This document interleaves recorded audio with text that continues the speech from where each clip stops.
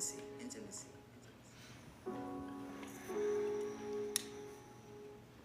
Intimacy is silent communication between two hearts. The unutterable vibration of the soul's desire to share its boundless love. It is not a pleasure seeking pleasure. It seeks nothing. Intimacy is, without the pervasions of lust and want of personal gratification. Intimacy is gratitude and joyful soul appreciation. Intimacy exists without sexual connotations and implications. It feels not a desire to possess or have or even give, but rather it finds satisfaction in sharing. Intimacy is subtle and not overbearing. Intimacy is love. Intimacy is caring. Calling in Archangel Michael.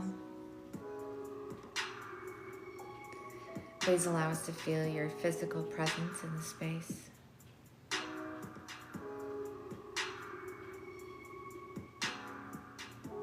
Visualize an iridescent bubble forming around your body. As you breathe this iridescent bubble,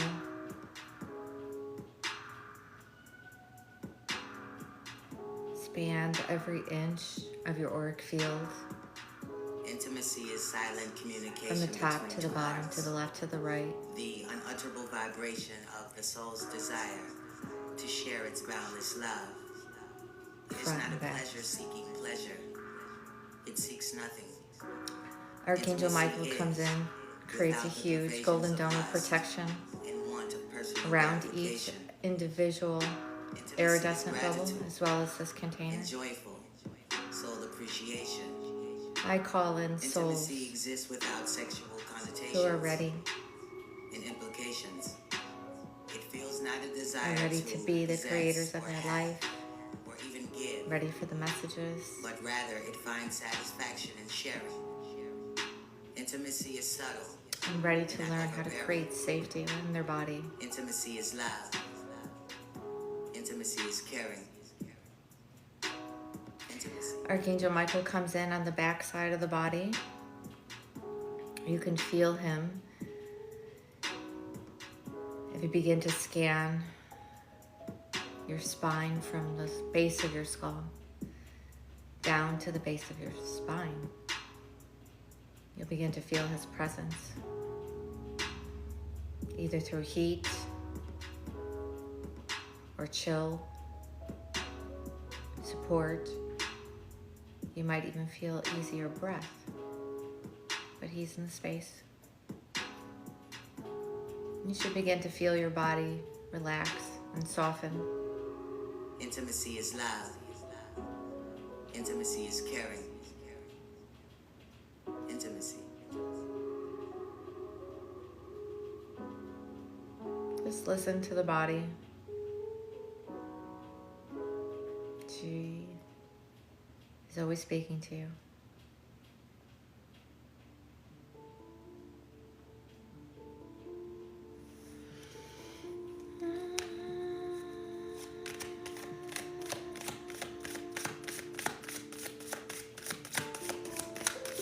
Hi, Ashley.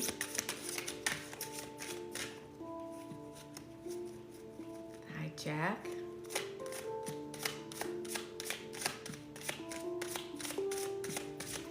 I'm well, Ashley. How are you? I've had an interesting day today, full of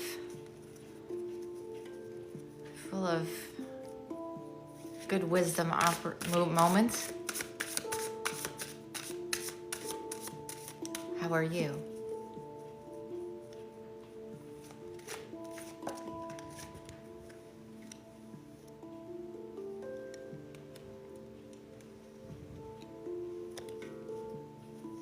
Ew, I'm so sorry. Oh my God.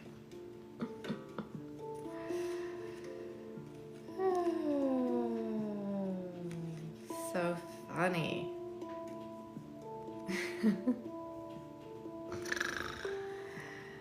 Oh, the card that just flew out. I have cards that I wrote myself, Ashley. These are just various channeled messages from the angels as I've been getting to know the different angels, gods, and goddesses, and so forth. So there's, a series of handwritten downloads on these cards, and I'm just starting to use them. And today I experienced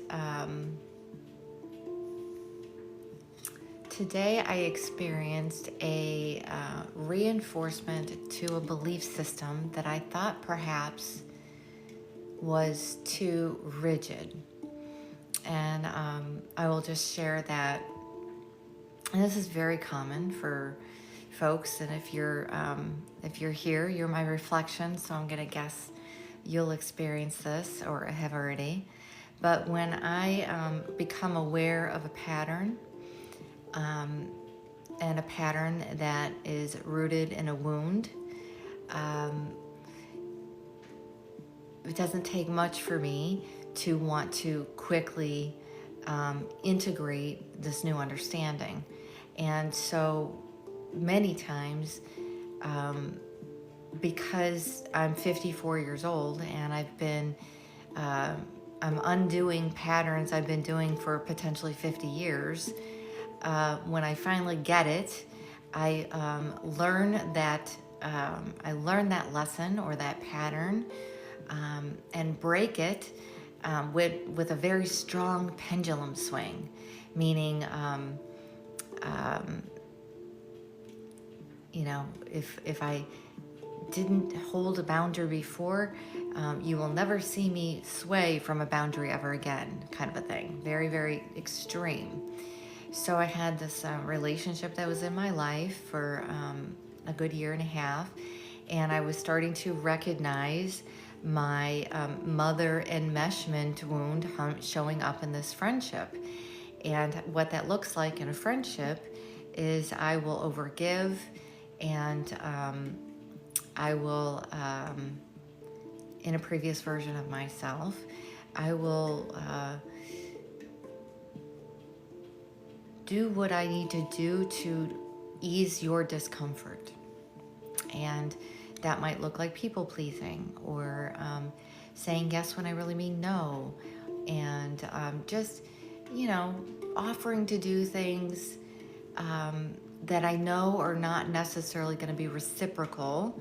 And then you get into a spiral of emotions that can come from doing things that you don't really actually want to do. So long story short, I reached out to this individual and in hopes that this pattern or stage that she was caught in at when our friendship was strong was gone. And I actually learned that we are exactly where we were when we stopped talking like a year ago. And so the belief system that I'm referring to is that I believe that until you get to a place of self-love and you truly integrate what it means to prove to the inner child that you love them, because they've got years and years and years of not receiving that attention, that until you achieve that, you will get the same experiences with different people. And in this particular scenario, this person was in the same experience with just a different face. And I was, So today I experienced what it feels like to be projected on in a entanglement scenario where there's more than two people I don't even know. I'm trying to like not tell the story without telling the story but by telling the story, you know what I mean? But yes, in this scenario, it was just someone going through heartbreak and me holding space for it. And that heartbreak, just repeated itself. So that's all. It was a reminder for me, discernment. And sometimes, it's worth it to give it a shot and see what happens. And that's all I did. But it laid heavy on my heart all day. And I finally sat with my inner child and we named the feelings together, and I let them run through me. Thank you for asking, Ashley. But the interesting thing is the card that came up was Archangel Zadkiel, and the things I have written down in this particular card is righteousness, forgiveness, compassion, and I also want to bring it to your awareness that when, Ashley, I think you're in college or in law school right now, and it is Archangel Zadkiel that is really good to bring along for your studies because he helps you memorize things. So it's Zadkiel, Zadkiel. And Zadkiel is also an angel to work with if you have lost items. If you can't find your keys, he'll come to you and give you the clues. Yes. But the interesting thing about this is the energy that I felt from my experience today was righteousness. That was a reflection I saw and was able to feel through the experience today. And on the other side of righteousness is forgiveness. So that was a really good reminder for me to forgive that version of myself that lived in a shit ton of righteousness for about good 9-10 years. So thank you, Zadkiel, for the reminder. And then Archangel Raphael, he's the angel God heals, is this angel's kind of caption, if you will, is one of the main of the 4 angels.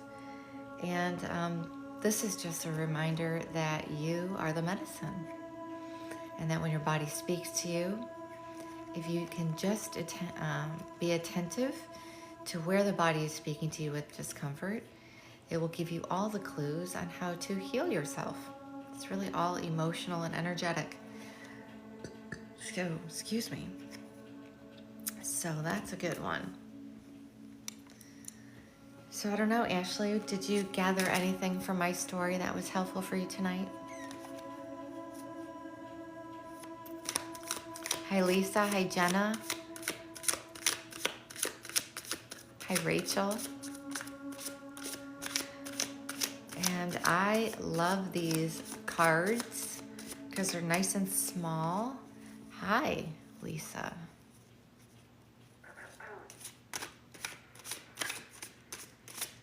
Yeah. Yes, it resonates. Some issues I've been having with my best friend. Yes. And the other thing, so none of this happened real time. Like I hung up the phone and realized what happened. Hello. Hello. Thank you. And it wasn't until afterwards that I sat there for a moment and let the body speak to me, because I was recognizing some of these energies, while on the surface that's not what the actual conversation was like, right? So it was a bit of that confusion energy. So So I cleared up that confusion. And I also realized when I hung up the phone that I was very drained from that phone call. Like I felt, you know, exhausted actually. And it was a beautiful conversation. It wasn't a bad conversation. So energetically, there's just some things that were not transparent, I suppose. So that's okay. We're all healing.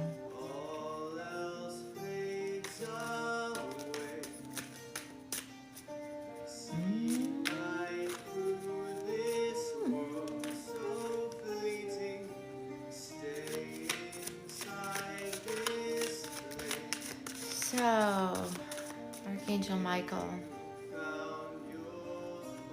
what does the collective need to hear tonight? Let's get something kicked off here.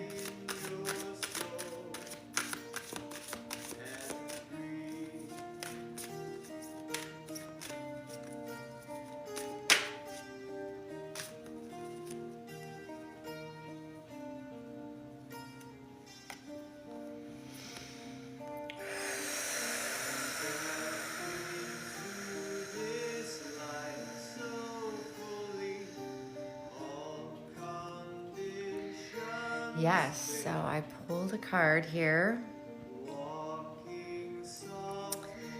And it was the Yogananda card.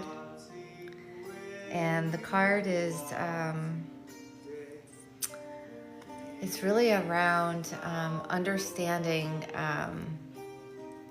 how the breath connects into movement, and just really allowing yourself to see yoga, working out, exercise, all of that in a different way. And instead of it being about focusing on the external, right, exercise, your weight, all the things, look at this as movement. And so when we talk about how we consume experiences in our life, we consume them the same way that we consume and digest food or nutrition, right? We take that in and we chew on it, and then it comes into the down the esophagus, into the down into the stomach, in which we digest, and then the stomach, the organs in the stomach keep what's good for us, and sometimes keeps what's not good for us because the body can't digest it, and then the intestines and the colon does the rest, and we let go of what the body doesn't deem good for the body, right? And so experiences in life, you want to look at it the same way. We want to take in the experience, allow yourself to feel the experience. That's the chewing exercise.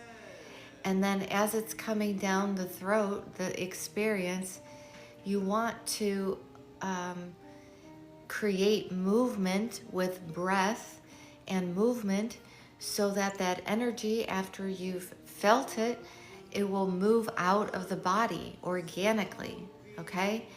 And when we don't do that, that's when those emotions get stored in the body, and that's how we store other things that we don't necessarily want to store in the body, like things that cause weight problems or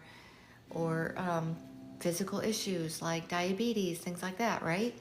So it's really about looking at movement as our way to assist the body in digesting and letting go of the energetic emotions that are trying to run through the body alongside of the food that we ingest.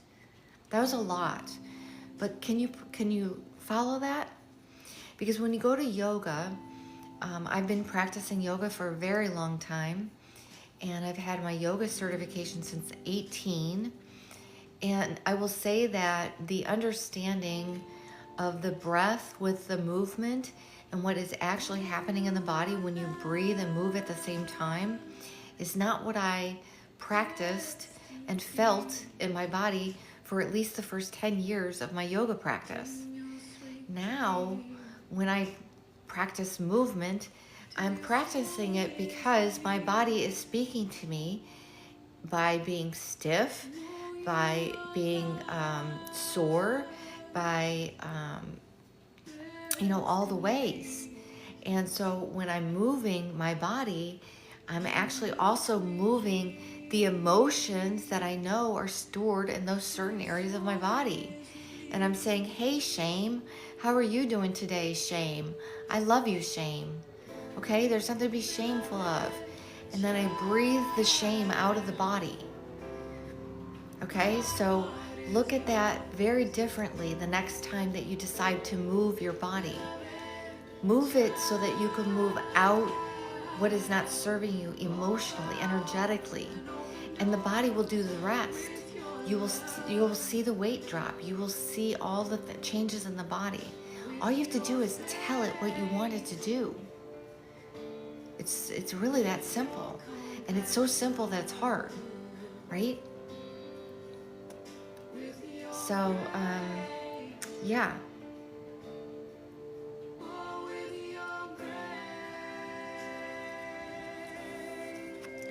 Thank you, Yogananda, for that reminder.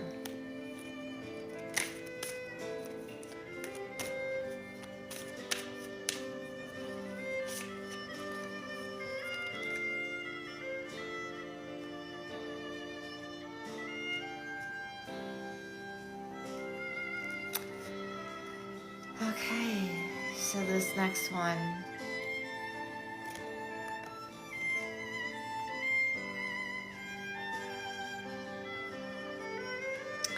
Okay, so we have experiences in our life, and those experiences are there to bring a reflection, a version of you, and a reflection of someone else.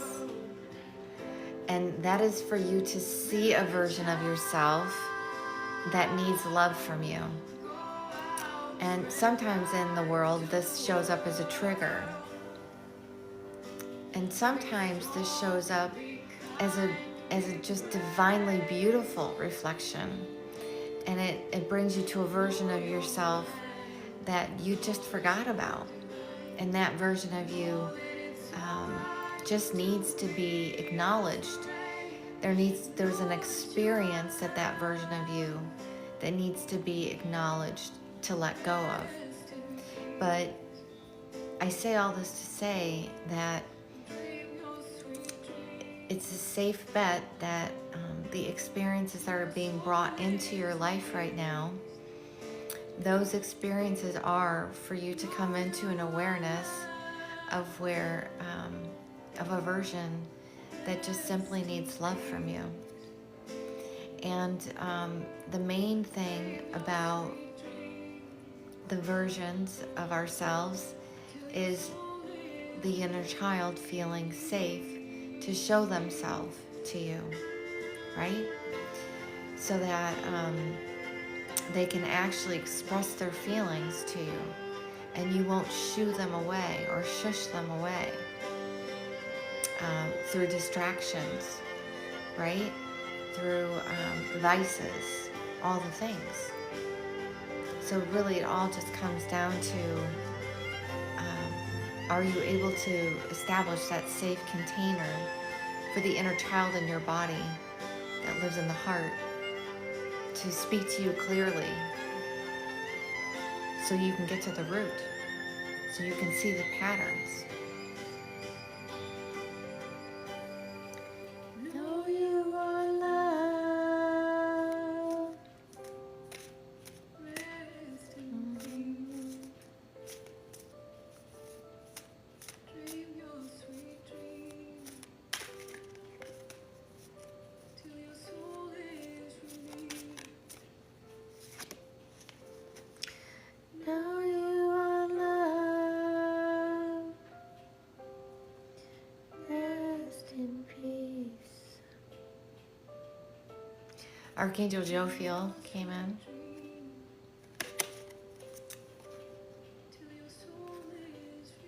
beauty of God. I see Archangel Jophiel as I feel the energy of Archangel Jophiel as being feminine. But that doesn't mean anything. That's just how it comes in for me. And really, Jophiel, her energy comes in really to help tap into how beautiful the present moment is and how much you miss when you're not in the present moment. And today I was sitting on the porch, and there's a red and a female and a male cardinal that eat on my porch every day. Mostly the red cardinal hangs out. I only see the female every now and again, but I do see them in the trees together. And I love that they mate for life. I think that's so beautiful. And I know cardinals are very much considered one of the spirit animals that loved ones come through. But today, in my meditation, what came through for me was really just about the capturing the beauty of the present moment. And had I not been in the present moment, I wouldn't have been able to witness the beauty of these two birds.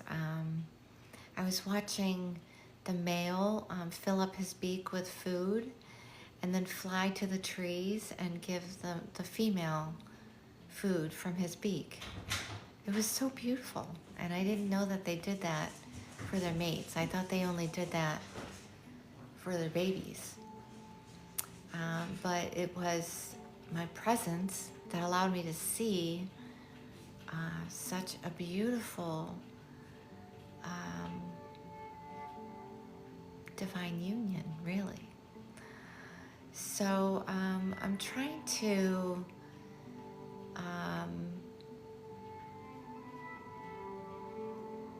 not seek so much meaning out of these things.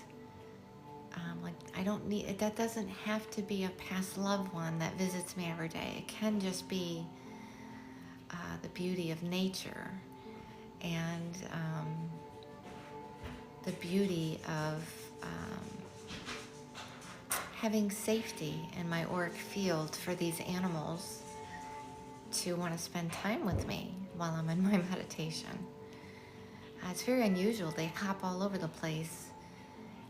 And sometimes I almost feel like I can touch them, but they always fly away before I can.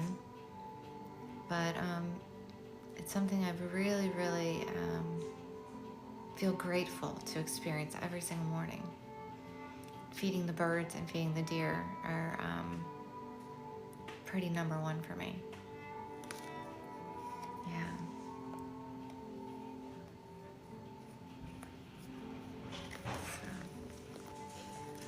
Thank you for the gift. What do you all have on your minds tonight? Share with me.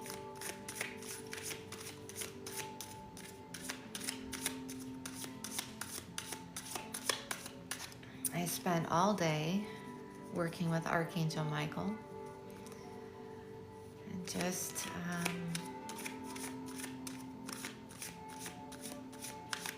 I searched online all day long for a beautiful Kuan Yin statue, something I'm in the market for. And so that tells me Kuan Yin was with me all day. Divine mercy, divine compassion, Zadkiel with his forgiveness, and Archangel Michael with safety. But I shared that story to also share what it kind of looks like to kind of actively engage as you have a trigger, as you have something that um, dysregulates the nervous system. And what that looks like is the moment that you feel a dysregulation in the nervous system, and that feels like anxiety, heart beating really super fast, your body might shake, your blood sugar might drop, you might feel that nervous energy, maybe anxious. But any of those feelings, that is the body telling you, that's the inner child telling you that they don't feel safe, you know? And so if you just, in that moment, when you feel that feeling, stop in the moment. I am safe now. And you just remind them, I am safe, you are safe, I see you. That didn't feel great.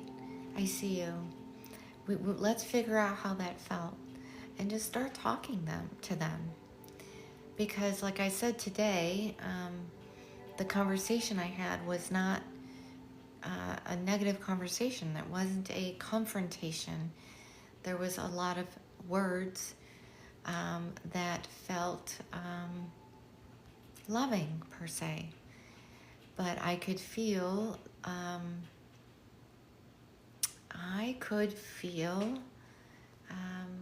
the reflection of her inner child, and I was a little confused at first because I thought it was my inner child that was feeling it.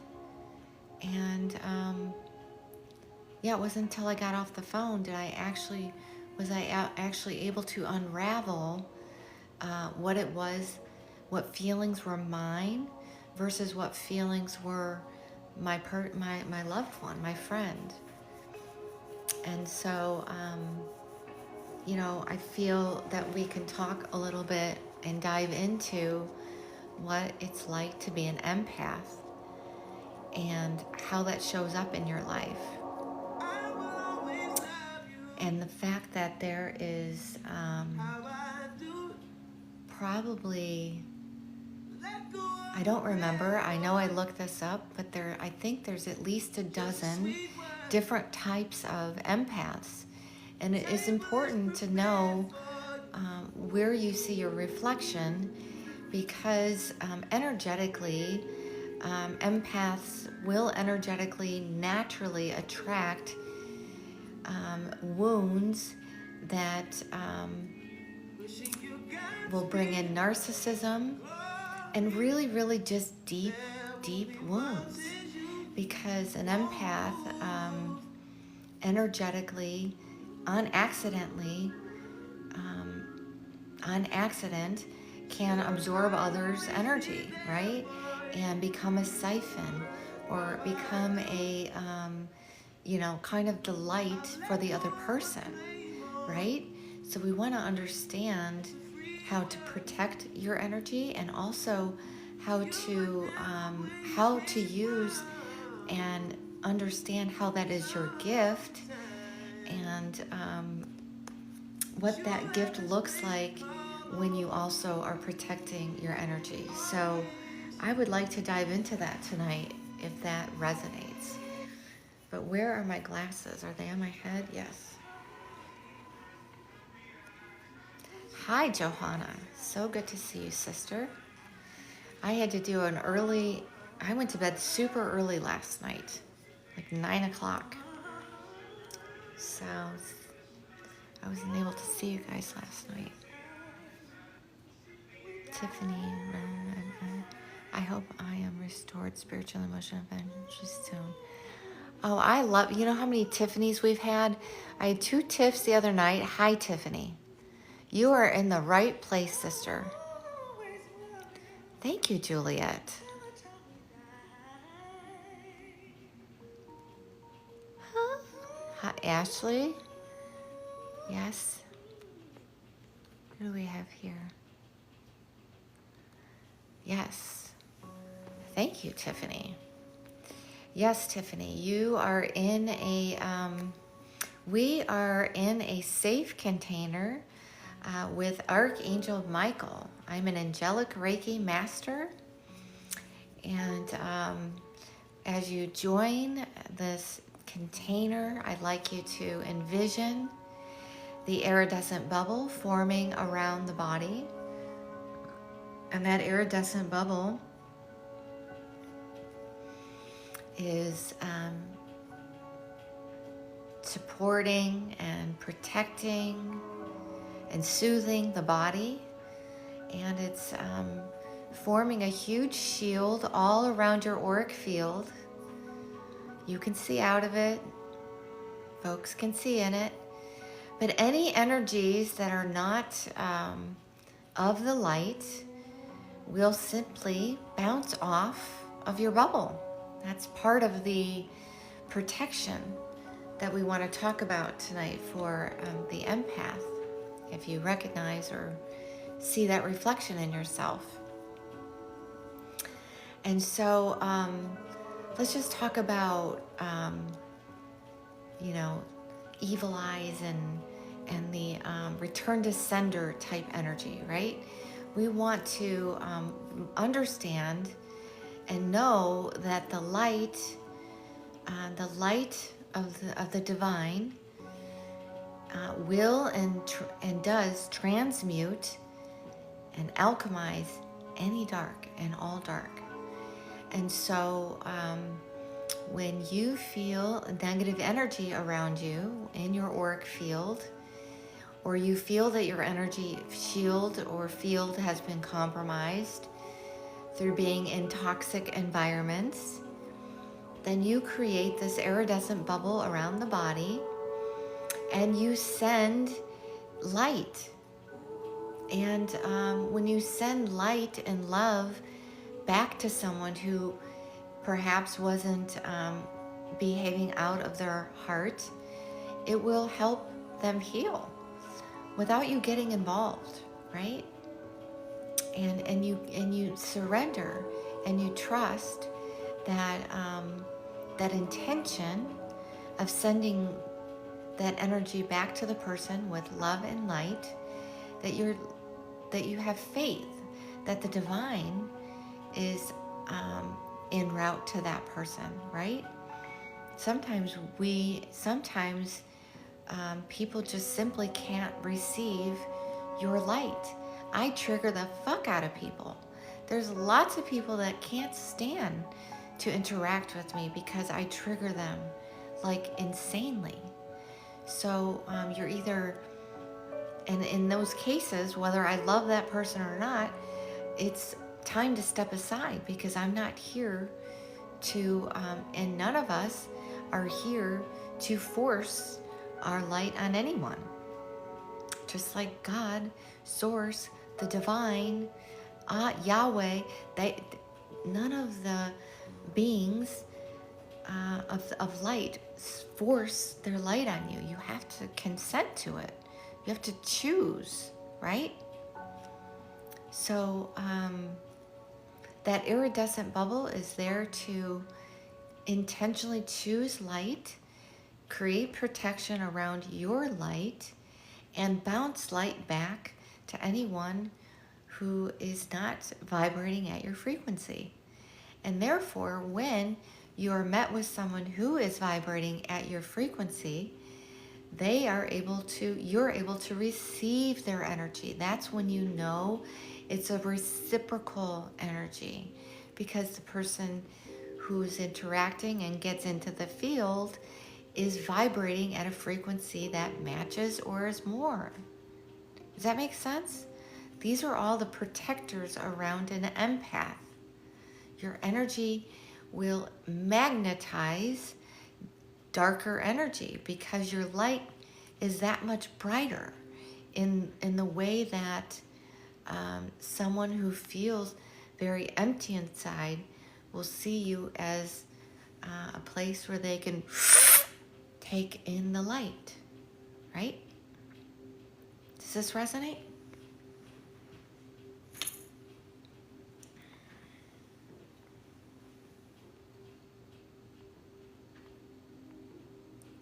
Okay, let's see, Johanna, you're sharing. Let's see. Hello, hello. Okay, sister. I finished shoveling. My ears are freezing. Oh, I don't like that. Earaches. There's a woman at my job who refuses to acknowledge me, and it really frustrates me at times. Okay. I have to remind myself I did nothing to her, and it's just a reflection of herself. Yeah. I'm moving forward, then my addicted adult child yells, I'm angry, want to step out, but worry. Okay, one thing at a time. So, Johanna, yes. So let's start with the belief system that is so unbelievably true, and it is. I have not yet experienced any waver in this particular belief system for myself, and that is nothing is personal. Nothing is personal. So this person at work that is obviously triggered by your energy, it's either a mirror that she can't see. It's a version of herself that she's not ready to see, or it's in opposition. So, for example, people who carry a lot of light and are kind of the breath of fresh air, per se, whether you're in a state of faking it until you make it, or you actually feel that way and are able to embody that type of energy, folks who can't kind of push through their mental mindset can become very jealous and envious and triggered by someone who can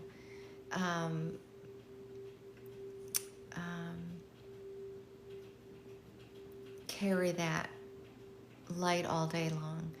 And so the more you try and the more that you seek her validation, the more it irritates her, you know? And so, and the more she's also trying and seeking validation and not getting it from somewhere else.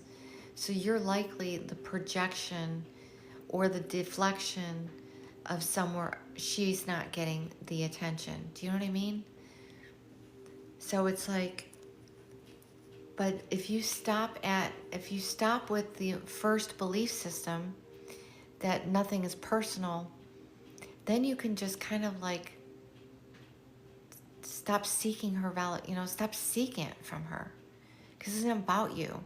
And like, why do you want it from her? Where can you give this to yourself, Johanna? What is it about this person that that your inner child is seeking earning energy? You're trying to earn her respect or her attention or something. Where's this coming from?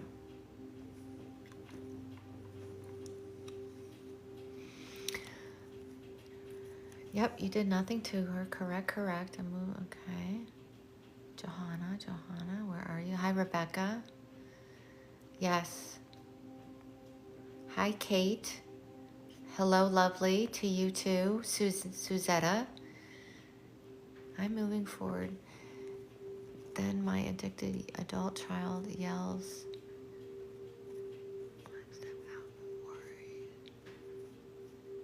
Okay. Well, I'm not there to experience your experience, Suzette, but our children model us, and upholding boundaries and taking space and removing yourself to take a breath and just showing how you can regulate yourself, soothe yourself, mother yourself is, the first step to kind of getting out of the way of the adult child and allowing them to witness what that mothering looks like when, you know, we perhaps didn't know to do that when they were younger. So this is your opportunity to really mother yourself and show yourself what that looks like, while sending the energy of patience and love and compassion towards your son.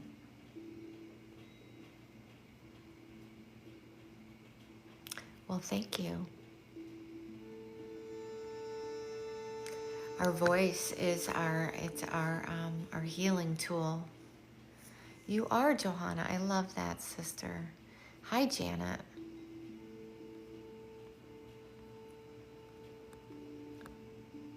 Yes. Oh my goodness. Thank you, Johanna. That's so sweet. You know, it's so funny because I've been like watching my analytics of my lives, and I've got a lot of different age groups that come to my lives, which I love. And I want to bring something to your awareness, because had I known this earlier, I think nothing would have changed likely. But perhaps this will activate something or a thought in you that will be impactful. So I am, as I stated, 54, and I've been married. I was married for 17 years. I have 2 daughters. My one daughter is 27. Her name is Emily. And I have a younger daughter named Megan, and she's 24. And they are both in this healing space with me, and they live here in Austin. And I am very grateful to be actively healing my mother and daughter relationship with my daughters. But I assure you, my daughters experienced very, very significant, strong narcissistic qualities from me as a mother, in the way that I was very controlling. And, I am healing perfectionism, and I am healing overgiving and overpleasing, and just all the things, right? And so I raised my babies the best I knew how, and on the surface, everyone thought I was a perfect mother. Everybody said, oh my gosh, I want my relationship with my kids to be just like yours, and what a perfect mother you are. But the truth of the matter is I wounded my children in all the same ways that I was wounded, and trying to be perfect and trying to be a perfect mother, and then teaching my kids to try to be perfect. We were all competitive gymnasts, and then I was a coach and a judge, and then I had babies, and they were gym babies, and then I did some really cool things in the earlier years of my life. I don't even want to derail on that, but I say this to say that every experience that I've had, every resume experience, every job I've ever had, have contributed to my life today in some way, shape, or form, as I've come closer and closer, and now am serving my Dharma. I'm serving my purpose. I feel very grounded in knowing that I am serving my life purpose. Now that is on a daily basis, refining and filtering, and it's becoming more and more clear to me how I am to be sharing my gifts.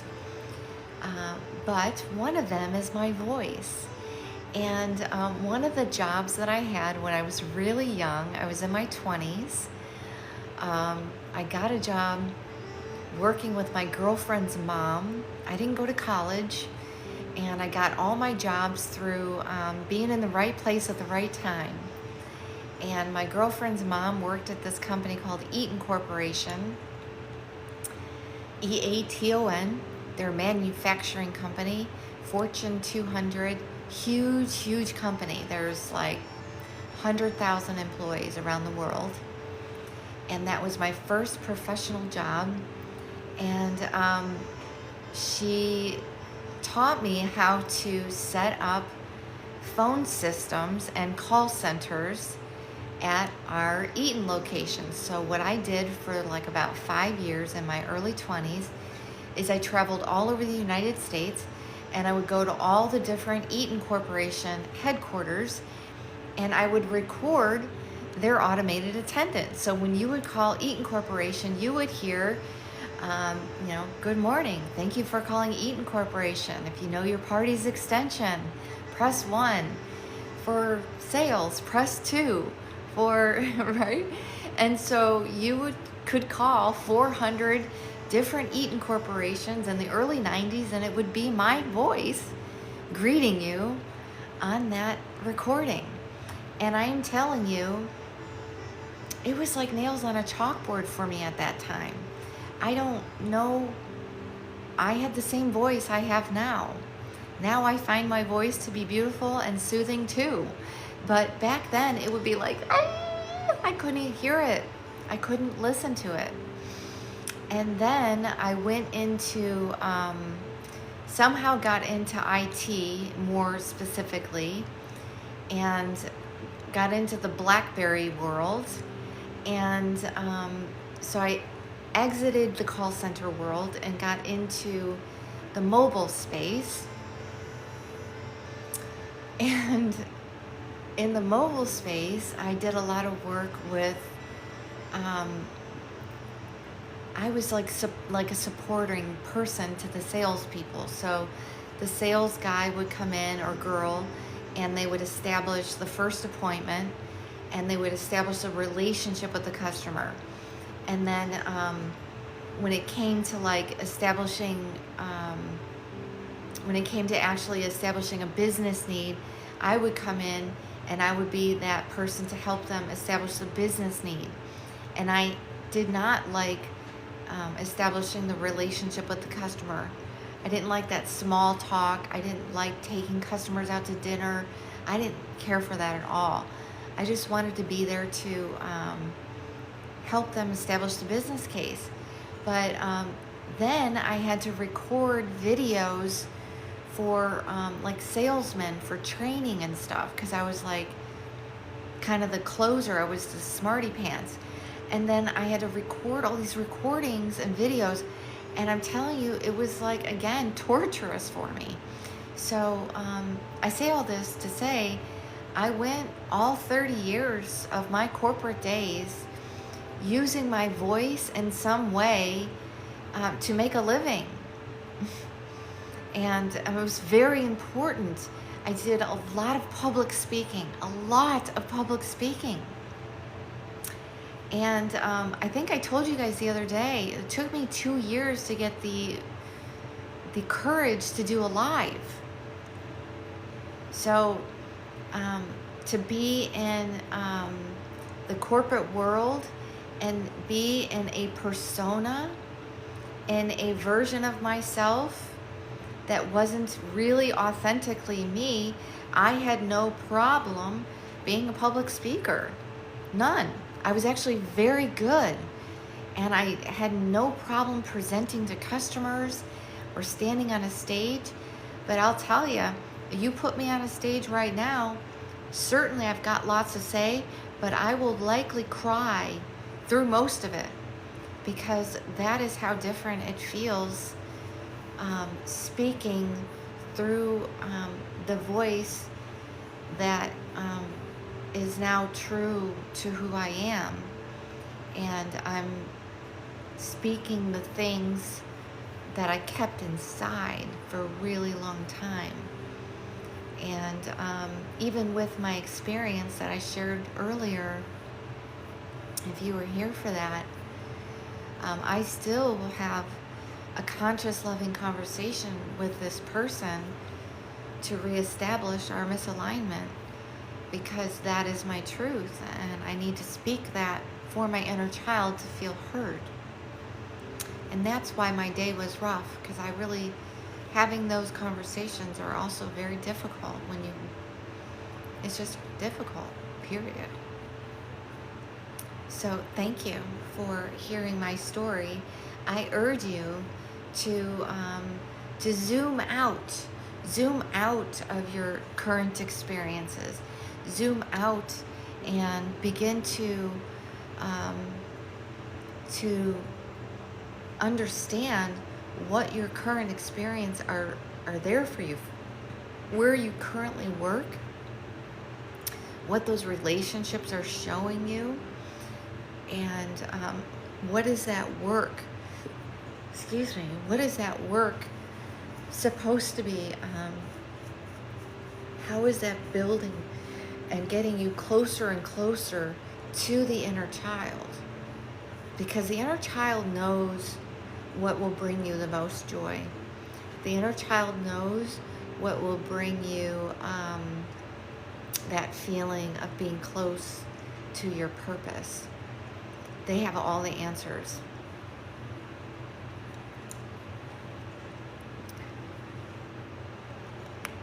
Yes, and Johanna, as we come into this new year,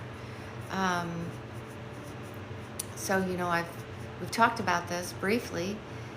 We're coming out of the year of the snake, and the year of the snake is about shedding versions of ourselves, lovingly shedding versions of ourselves. Ashley, thank you for the roses. And coming into the year of the horse is a 10-year. So it's a 1 year. Certainly we're starting a new cycle because we just ended a 9-year. That's the end of a cycle. So Johanna, you're right on schedule. And I can't remember what your age is, but if you're 28, 35, 42, or 49, or even 21, wow, you're in the middle. 2000, baby. You are a young one, just like my little girl. She's a 2001. Gosh, I love that name. Johanna. Ashley, you're 2001. What's your birthday, Ashley?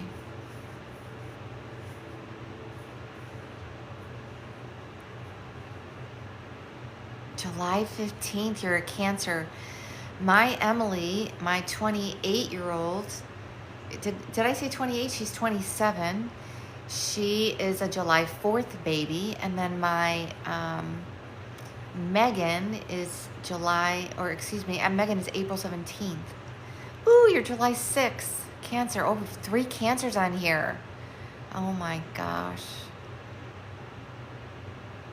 July is a good month. Yes, it is. Lots of celebration. Yes. Yes. And then also, it's like, so I know we make choices, we choose jobs, we choose majors in college, all those things, right? We make those choices. Those are really important choices that your soul, you're making, but also trying to remain very open.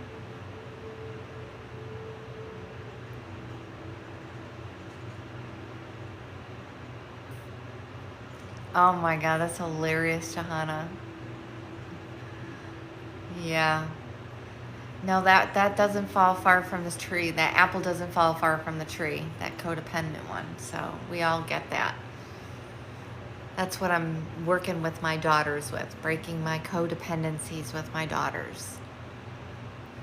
It's a real interesting thing because as I spoke earlier, my kids experienced any of the wounds or patterns or generational trauma that I didn't heal in time, right? Because it just carries on to the next. And how my parenting shows up with my kids, or how it showed up as young children, is when there's blurry lines around parent versus friend. And I always felt my belief system when my children were younger. Now, I got divorced when Megan was 8 and Emily was 11. And both of them were knee-deep in gymnastics, competitive gymnastics. And I was convinced and sure that I was going to have a perfect divorce because I was going to be a perfect mother. And now I was going to be a perfect single mother. And so we were going to have a perfect divorce. And so I think I maybe pendulum swang a little bit too far in the way that I overshared and my daughters became part of my emotional regulation and support.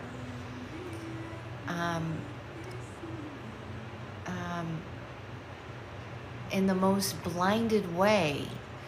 But those are the hardest and the most difficult wounds to see. It's sometimes when I meet people, again, I have such very strong belief systems. I very, very specifically, when I open the container with Archangel Michael, I ask Archangel Michael to bring me my reflection, to bring you a reflection. And it's so that I can show you through your reflection in me and share my wisdom, share my experiences with you, and you're able to receive those experiences without judgment, without projection, without deflection, right? And many times you can't receive some of the things that I might say to you, but if you were to hear those from somebody else, for perhaps your mother, right? So I'm calling in the the deepest mother wounds and the most invisible ones and visible ones, right? Because it's the invisible ones that we go through our whole life not realizing we even had. And it's awareness. Awareness is what creates the medicine. When you become aware of how you actually feel in the body from experiences, then you can address that emotion, and you can speak truthfully and supportively to the inner child, right? So I believe you when you say codependency, because I have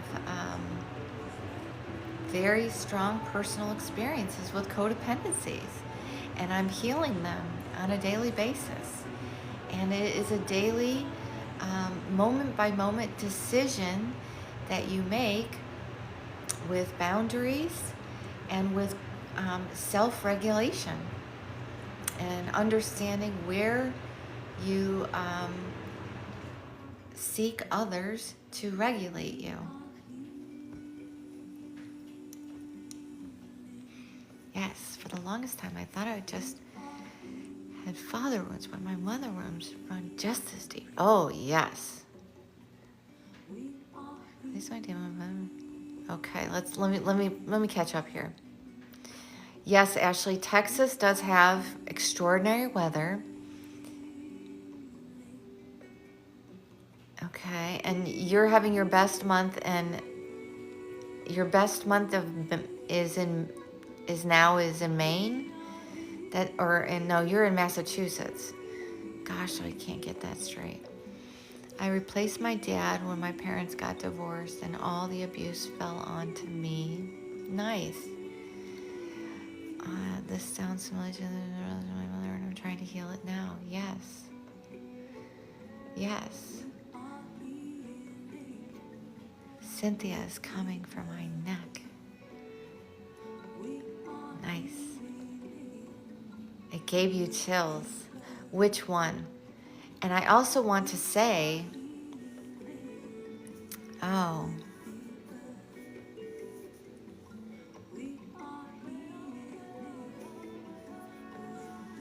Karen, will this medicine IV for me? I don't know what that means. Work for me.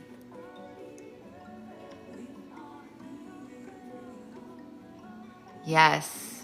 Oh my gosh. Yes. Isn't that a good one, Johanna? Yes. Like, oof. I know, sister. And okay, so there's two things about it too. And Karen, just give me a moment. Let me finish with what we're talking about here. Um, so, um, so let's just also remind ourselves that everything is about our belief system. It comes down to your beliefs, okay? If you believe that, if you believe that you are the medicine, then you are the medicine. If you believe that when you breathe, you are healing the body, then you will heal the body. So everything is truly about the belief system. And so when you tell the body that when I do X, Y, Z, this is going to heal you, you send the signal to the body that you want to release whatever energy is stuck in the body that needs to be healed. And so it is about mindset. And then to finish our thought about regulation is, and Ashley, I'm sorry that you have become a punching bag in your divorce process. But the dysregulation part is for stress, and is also for your ability to hold joy as well. And so if you're in a perpetual loop of seeking abundance and support and clarity and opportunities and alignment, if your nervous system is not regulated on the stressful side of things, when the good things, when your body begins to feel energetically good things coming in, that's when we do things that cause self-sabotage. It is because your body braces itself because it doesn't feel safe to receive an overwhelming amount of energy. It can't discern yet if that energy is good energy or bad energy, but it will repel the energy nonetheless because the body believes that it needs to brace itself, and then how can I receive anything in this position? And so if you're surrounded by people who seek regulation from you, then you're also having to regulate your nervous system while you're regulating their nervous system. Going back to the empath information, that is what siphoning feels like.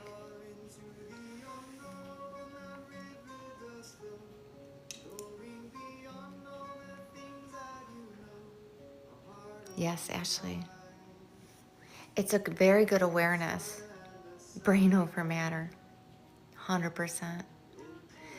And then, it's like also those statements are so easy because when you come to realize that you feel lonely, it is literally little Ashley, little Johanna inside.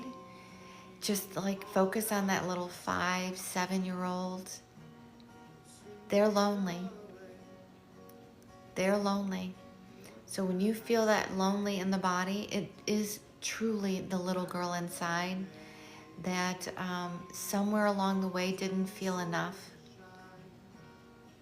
So you need to give attention to them.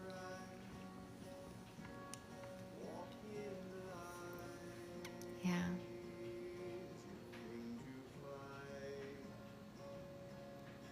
It's a shadow. Yeah, I used to as well, girls. And it's okay. It's interesting because when you're my age, you're 54, it is, I've had enough discomfort and enough disconnection from my inner child that for me to now connect to them, um, it's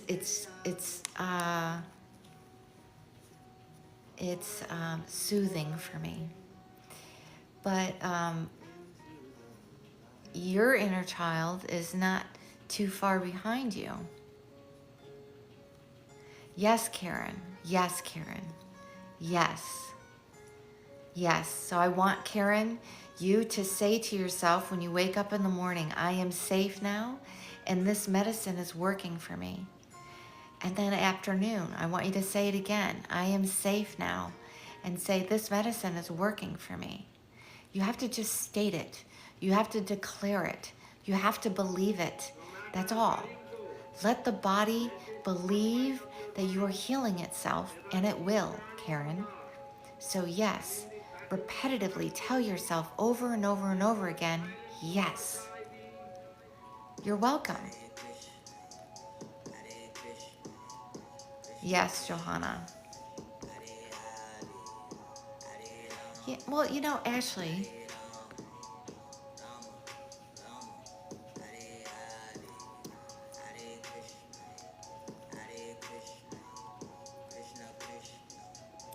so I don't end up doing anything but sitting scrolling isn't any better than coloring or something. Yeah. Actually, so let's talk about what your comment there is, Ashley, because I beg to differ. When we scroll, yes, very good point. So when we do things that are not out of productivity, that is allowing us to tap into the yin energy. When we feel that things need to have productivity, that is coming from the father wound. That is the wound that says that your energy exertion only has value to it if you're producing something. And that is a very deep father wound around basically providing for yourself and not understanding that you don't have to earn to be provided for. That would be called conditional love. So tapping in when you choose to do things like color, something that's creative, that doesn't have an outcome, that can be that needs to be measured as productive, that is actually connecting to the inner child. Because as a child, you didn't go and choose the toy to play with based on which toy would give you the most productivity, right? You just played to play. That's the goal here. Play to play. Give time to yourself where it's not being measured and you're just doing something that brings some type of joy to you, something that you're creating. Make some bracelets. Color in the coloring book. Buy some paint. And, I painted this. Let me show you what I did recently. I did this last year at this time, and I'm starting a whole new thing. But I want to show you something.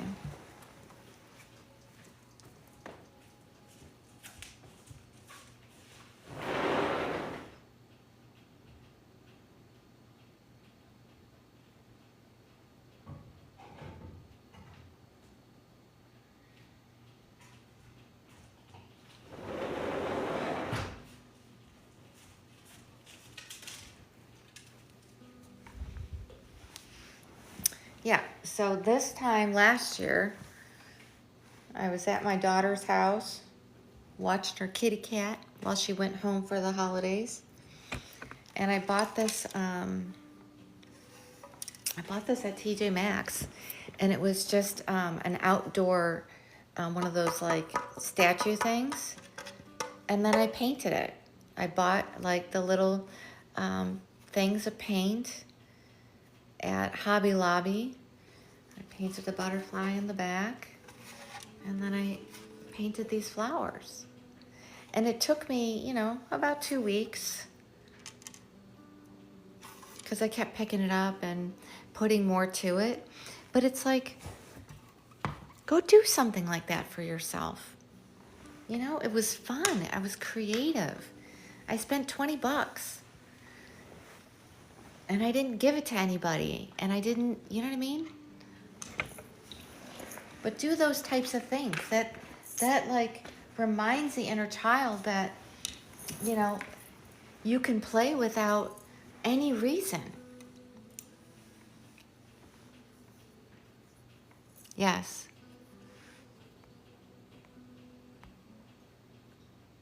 Yes.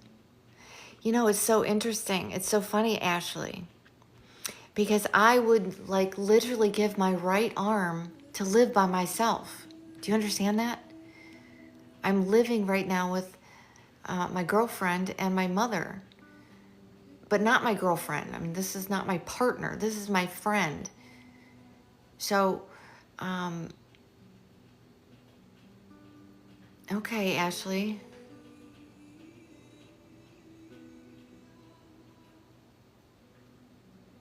Yeah.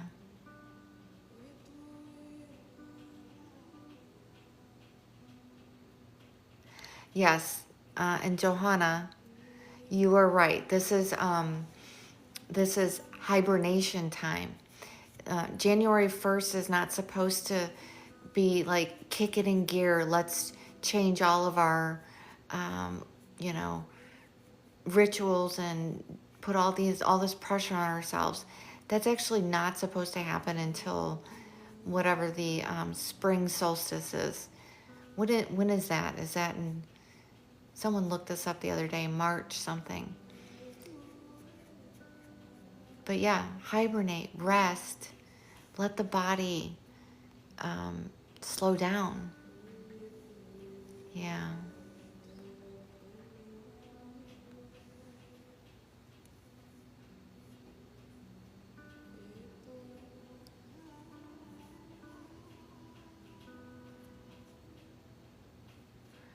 Well, that's probably a blessing over there, Ashley. Hi, Tiffany. June is summer solstice, thank you. There is no spring solstice, so it's winter. Oh, no, you're right, you're right. Thank you, Ashley, thank you.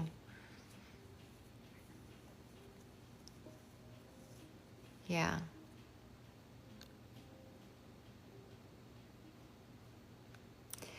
You know, honestly, when you're feeling that way, it's the best thing you can do is truly get outside. You have to get out into the fresh air. You have to, you know, get some sun on your face, and it's that present moment stuff I was talking about. Find it in yourself, Ashley, to really bundle up and just, oh my gosh, no, really? Girl, that's rough. I mean, I feel for you because I'm from Ohio. I understand. I mean, we would go like weeks without seeing sun. Oh my gosh, yes, terrible.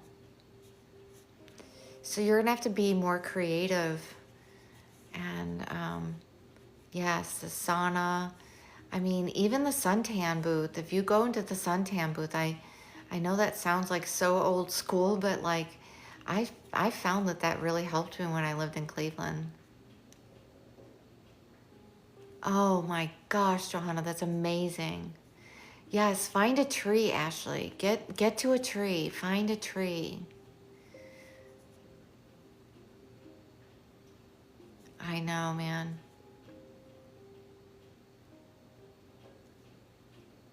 That's true, Johanna.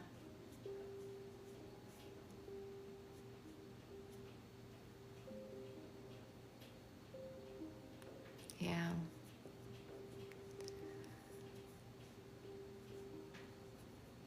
So I'm gonna pull a card, and first I'm just gonna do a collective reading, and then I'm going to lead a meditation, and then we're gonna go to bed on a decent time. Okay, so one card, collective reading. So while I'm reading this card, if you want to, oh good, Ashley, you're gonna stay. Get into your comfy clothes. Oh shit, Johanna, I'm so sorry. Oh good, I'm glad. Ashley, I am going to do that. It is not. I just forgot, to be honest. Like I forgot until I was gonna start tonight, and then I was like, oh crap, I was gonna do that. So then I will do that tomorrow. I will see what I can come up with for a guided meditation tonight.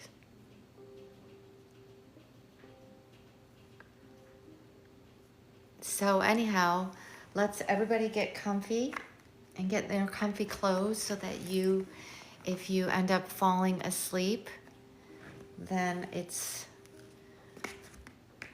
you don't have to wake up and walk from the couch. Hello, Bree. Okay. So I am connecting my higher self to my guides and angels and sovereign beings of 100% pure light only. I invite Archangel Michael to enter into my iridescent bubble. And at any given moment, oh shoot, Ashley. At any given moment, you may also invite Archangel Michael into your iridescent bubble. And so he will come in on the back side of the body. And Archangel Michael, please guide my thoughts, guide my words, guide my actions, and protect this container. And just give me the message to kick off my meditation tonight.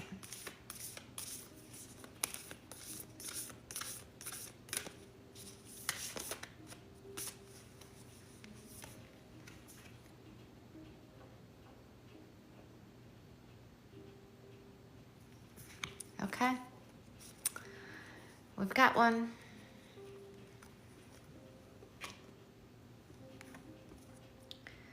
The Secret of Shinobi. And if you're on this call, grab this call, or excuse me, grab a screenshot.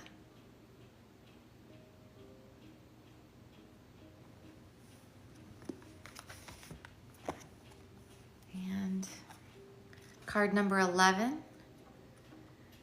And that is a master number, so we won't be deducing that down to anything.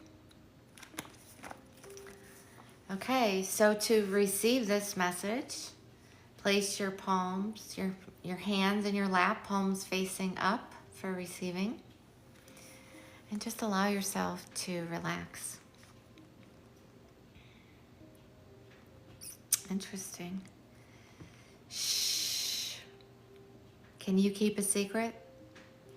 It's time to play your cards close to your chest. Soon enough, you'll be ready to stand upon the mountaintop for all to see and hear.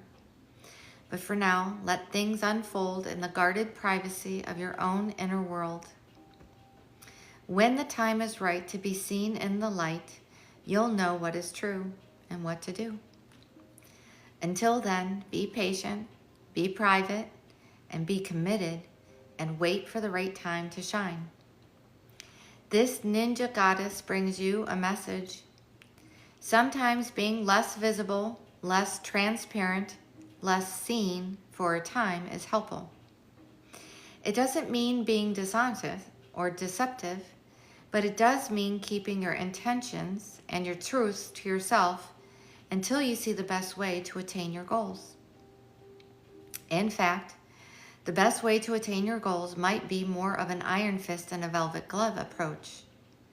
You might find that gentle persuasion works far better than direct confrontation, which can unintentionally inflame a situation and trigger defensive reactions in others, instead of finding a way to bring resolution. Johanna, this might be for you. If you have been frustrated that you are not breaking through into a more predominant position or not being seen as clearly as you would like, don't worry.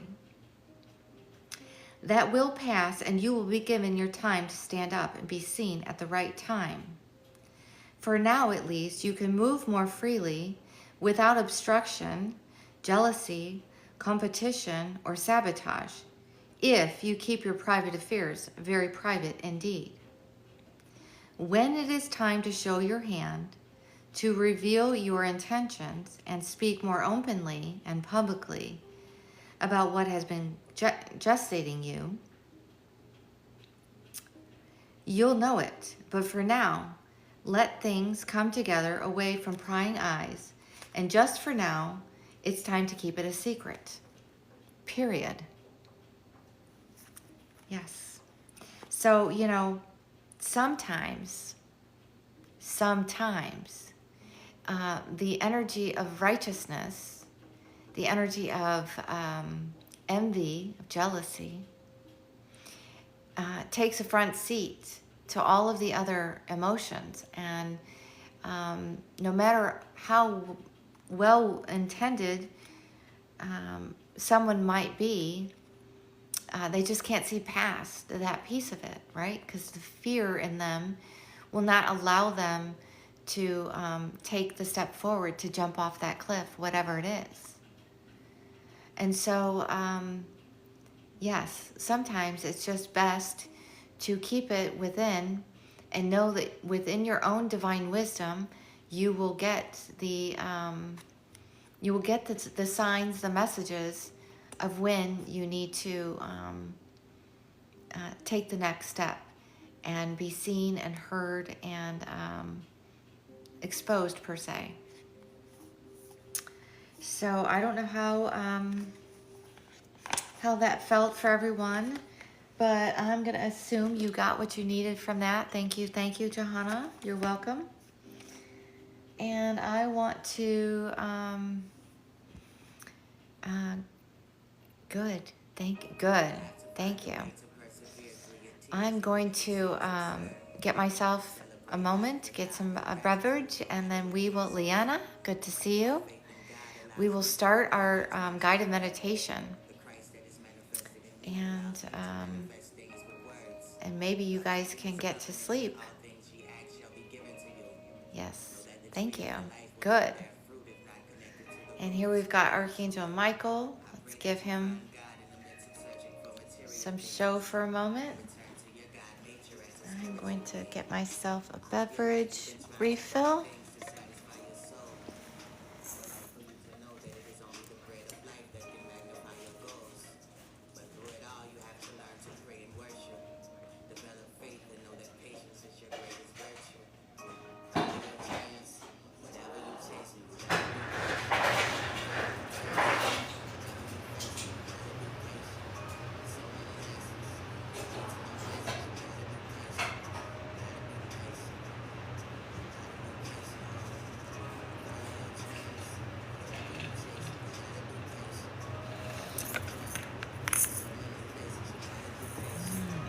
Okay.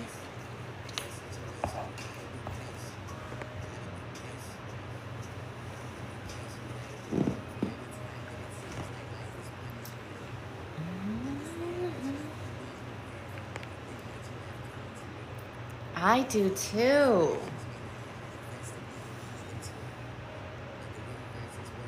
Me too, Liana. Trust and believe and you shall receive. I started listening to This has been him God's eternal promise since Adam and Eve. right after Y'all I have dreams of extravagant things, but a tree must experienced my first grow before it first gather its leaves.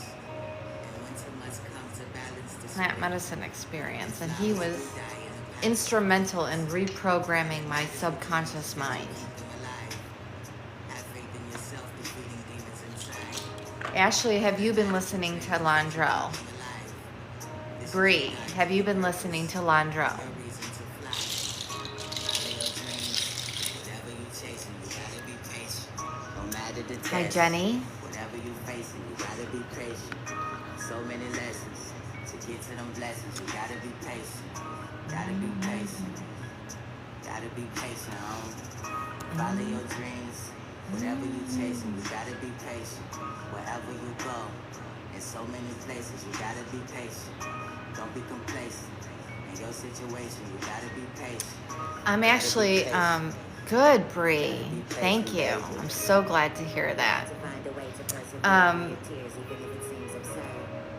I do actually have all this empath content that I want to share with you, and instead of doing that on the live tonight, I'm going to create some content for that tomorrow. And if you come back to my live tomorrow, we're going to dive into this like extensively. And I'm also going to introduce you to some of the angelic beings that I work with specifically for the different empaths to assist you. So please come back tomorrow and hear this empath's content. But let's get started with our meditation. So everybody get comfy.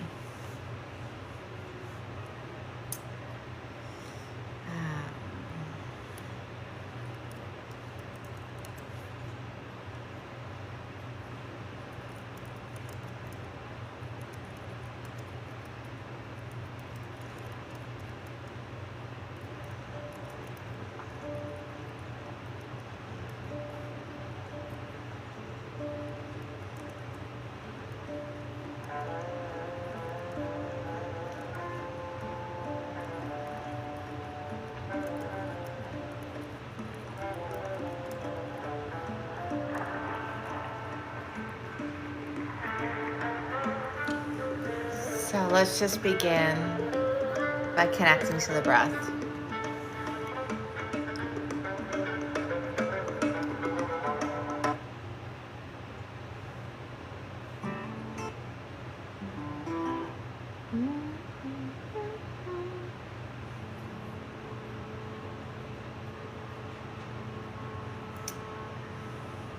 And again, when we think about the breath,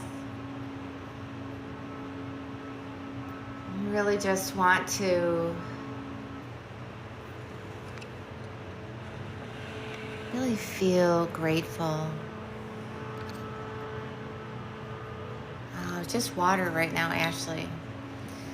But I'm telling you, if I do a long nighter, my mom has Pepsi in there, and I'm gonna dig into that Pepsi because it looks good. So, but let's just really honor the breath. Yeah.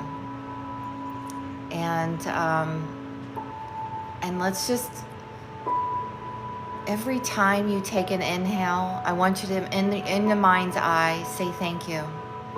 And every time you take an exhale, say thank you again. And just keep doing it. Say thank you. Thank you. Thank you. Because all day long, when you're not thinking about it, your body's doing that for you involuntarily, right? So let's give it thanks. Let's give it a real break and just intentionally breathe while you lay there, please. And if you want to connect into the breath even more, you can place your left hand on the chest and the right hand on the belly. And while doing so, you can visualize the belly filling up with air, filling up the diaphragm, the chest. And then when you exhale, emptying out the chest, the diaphragm, the belly, all the way down to the root. Feel the air coming all the way out of the bottom of your feet. And let's just let that flow of inhales and exhales begin to create that circle around the body.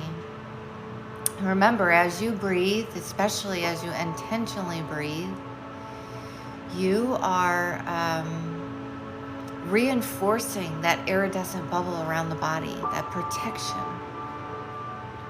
Yes.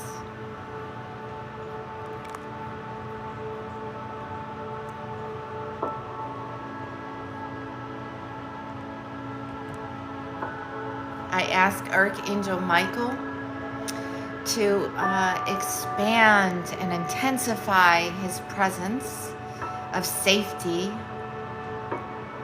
of comfort, of companionship in your space. So as you breathe, thank you, Tiffany, for receiving that light. As you breathe, just let Archangel Michael come in and fill the gaps, the loneliness, the companionship that we're all seeking within. Let him come in and feel the togetherness with him in this moment.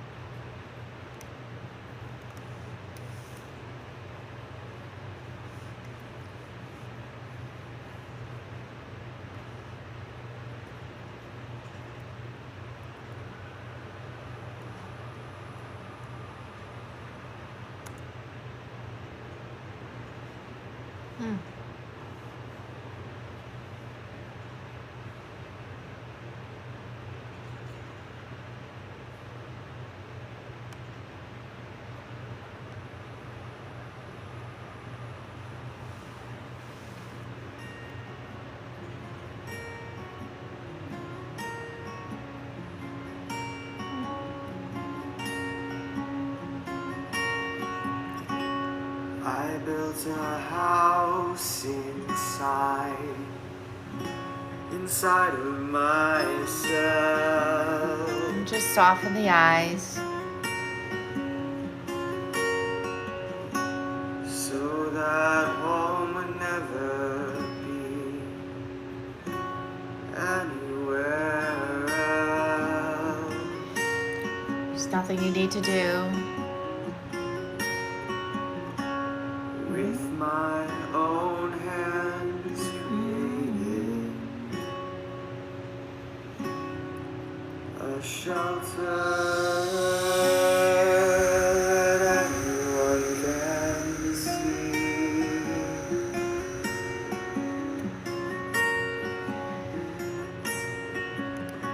And so I sit in the window and watch the world outside. Just listen to the body. Bare toes brush the floor, and it's always warm.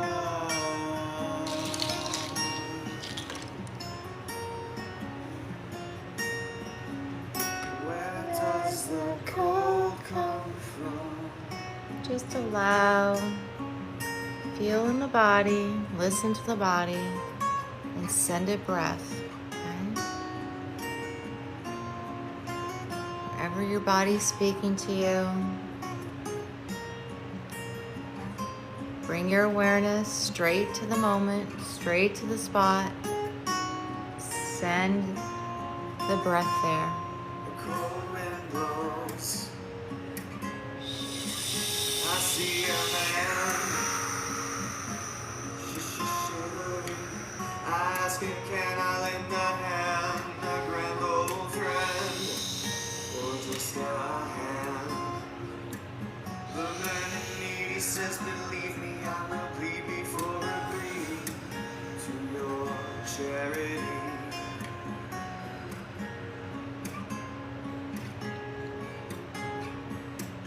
And so I leave.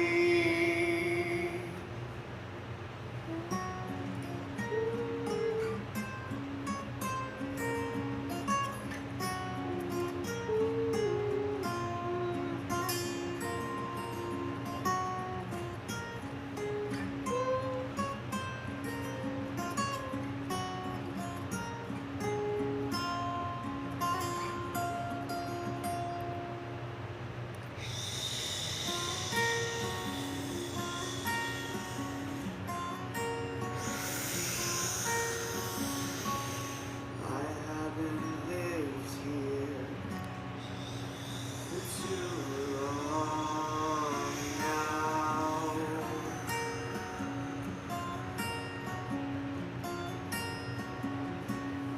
Why on the outside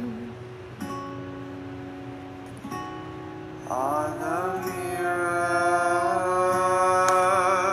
twisted inside out?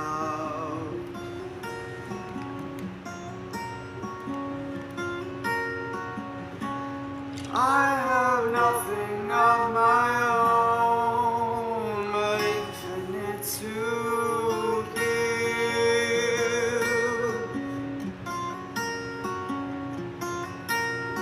Just when you accept your death, you know most how to live.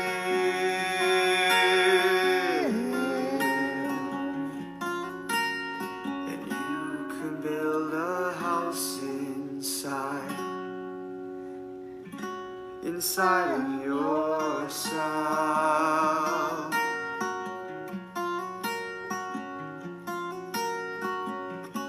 So that home would never be anywhere else.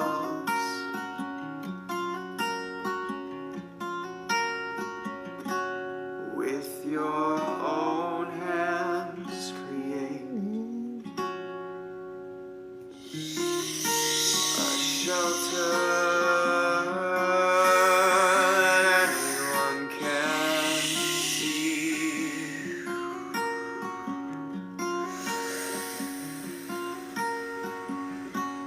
Maybe you could sit in the window and watch the world outside.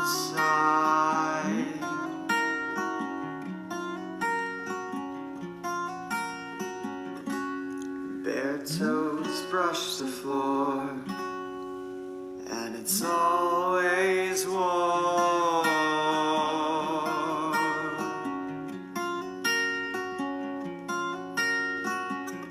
Where does the cold come from?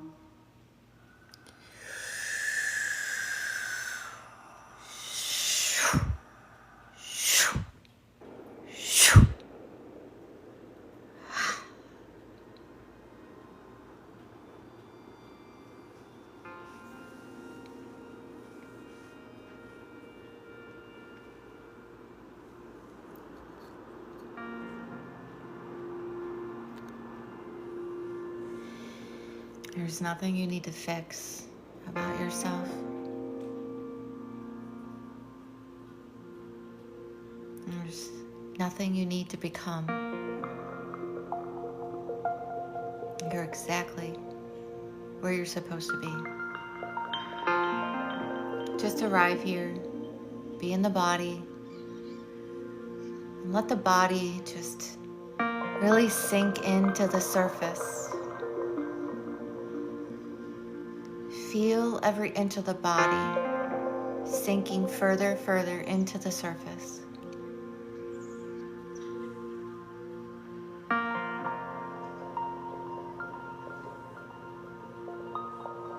Take a slow, deep breath in through the nose.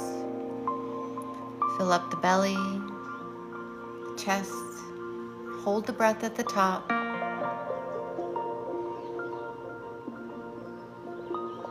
Hold it. Now exhale. A long, slow exhale out of the mouth. Fully emptying the entire body. And when you feel that you've emptied it all the way, empty it a little bit more to the point where you have to take a big breath in. And just keep cycling a slow, deep inhale and a slow, deep exhale. Let it all out of the body. Show the body that you know how to let it go. Just show the body. Take them slow. Be grateful for each breath. Send the body love. Every time you breathe, the body feels extra love from you. The inner child is excited. They know you see them. Just keep breathing. And just feel how the body relaxes.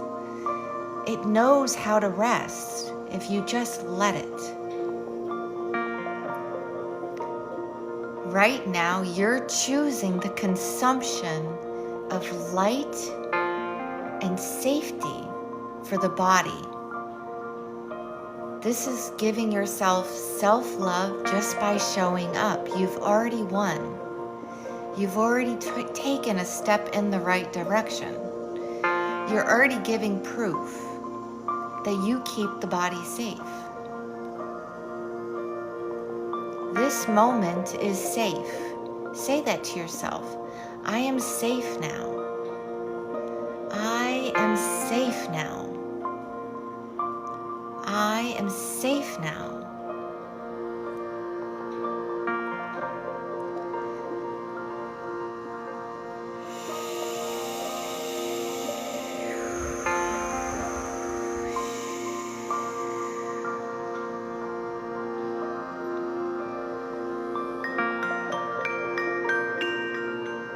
Feel the body being held by Archangel Michael. Feel his support all the way up and down the spine.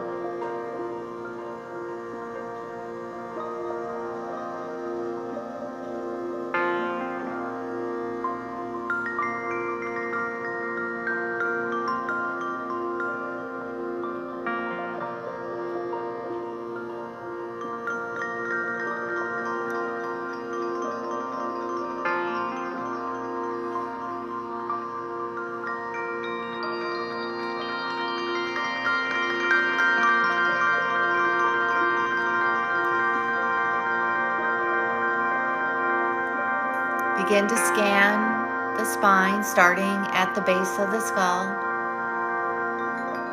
Where do you feel the energy in the body? Where is the body speaking to you?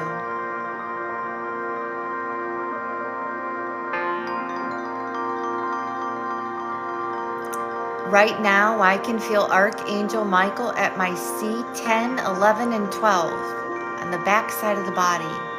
Bring awareness to your C10, 11, or 12, and you will feel Archangel Michael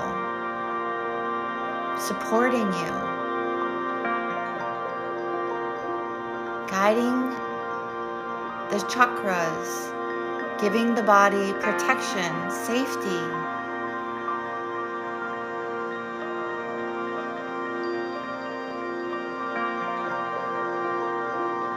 Feel.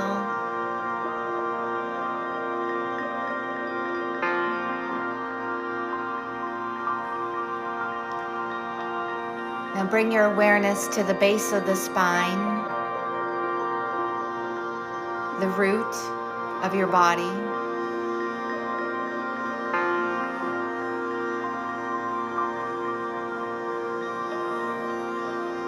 This is where the place where survival where belonging and safety live.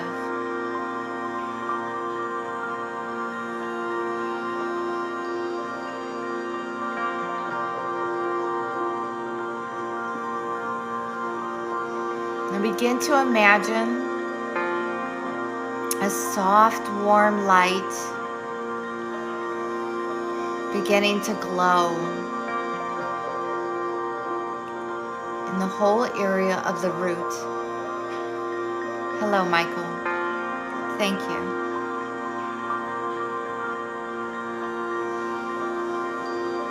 You can feel that light, that globe of light forming around the root. It's steady, grounding, and you may even feel a little heat in the base of the spine.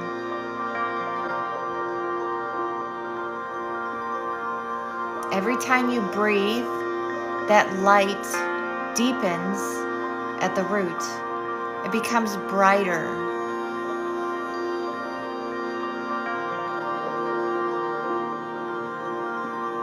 It's a slow burn. With the breath, it slowly fires up even more.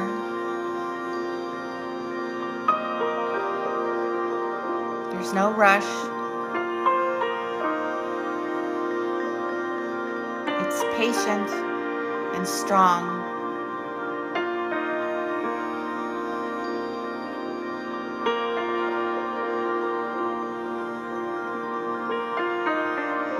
Feel the gravity holding you.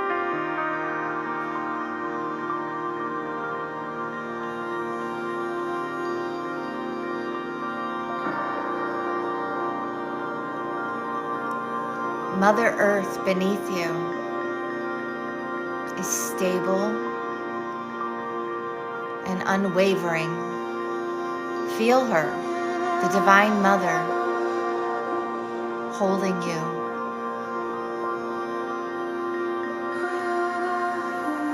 You are supported without effort. You are worthy just by existing.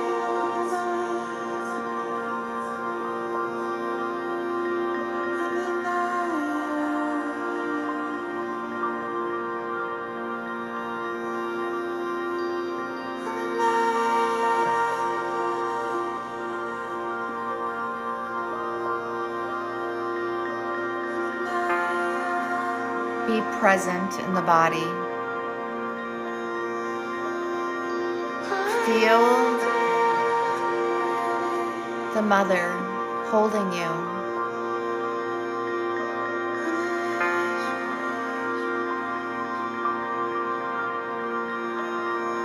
You are safe in your body.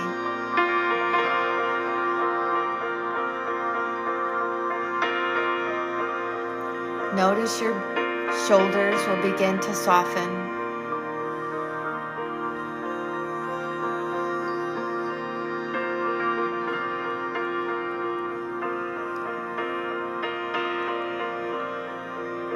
Feel your jaw begin to soften.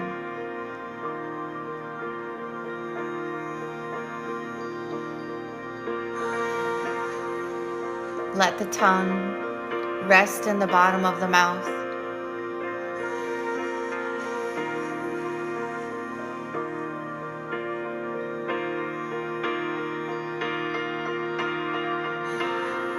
Feel your breath deepen.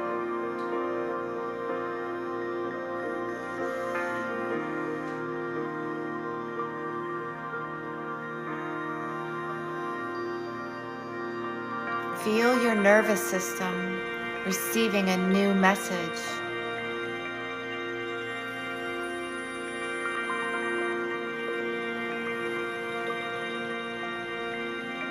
The new message is, I am safe. The truth, I am safe.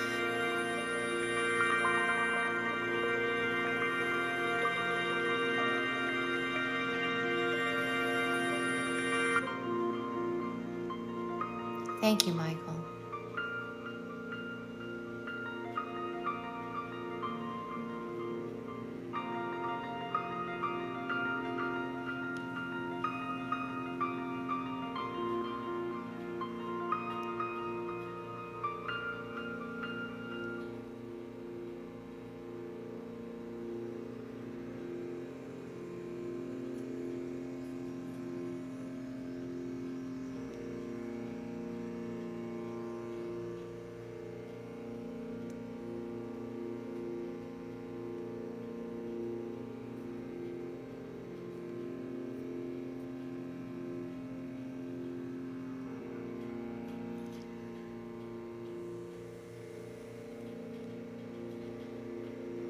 Now imagine a gentle, powerful presence forming around the body, around the iridescent bubble. It's like a cocoon of light. Feel it expand all around the iridescent bubble.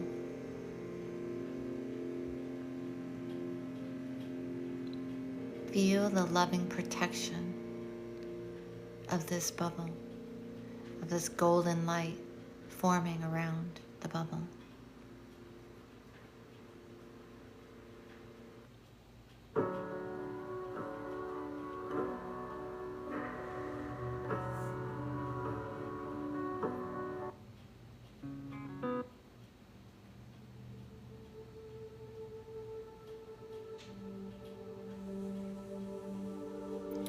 Nothing that is not aligned to the love, to truth, or respect may enter the space. Thank you, Michael.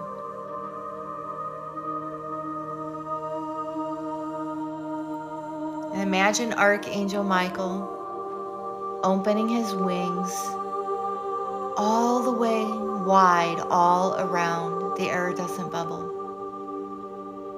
We only need Archangel Michael to cover the entire iridescent bubble. Picture his wings all around you. There's thousands of feathers, beautiful feathers on top of feathers on top of feathers,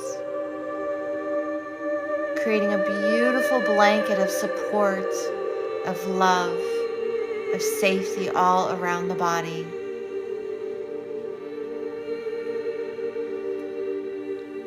His energy is calming. It's grounded. It's unwavering.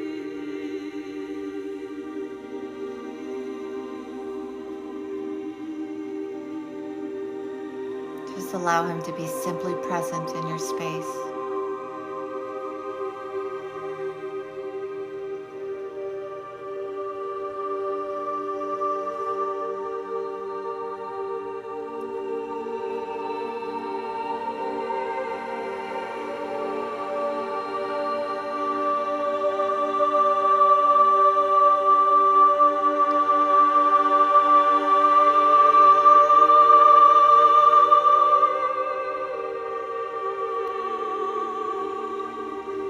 You are protected.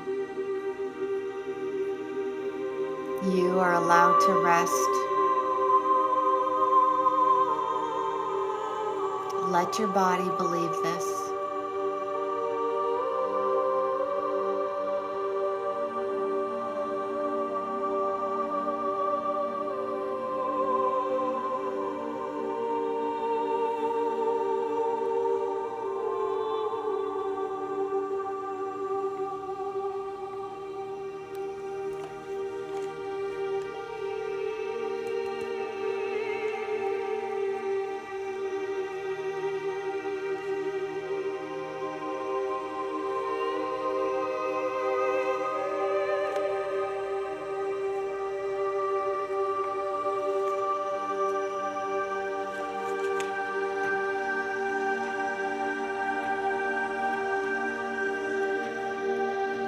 I am a vessel of divine healing energy. I feel connected to the infinite source of love.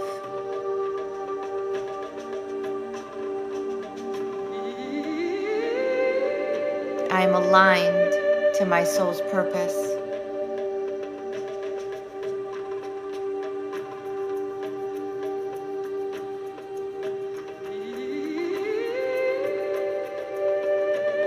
I feel the Divine Mothers guiding me with unconditional love and grace.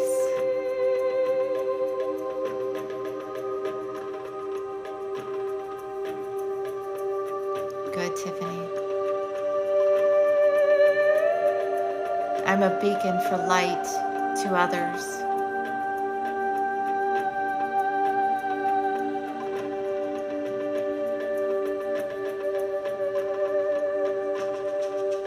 I'm an intuitive healer to myself.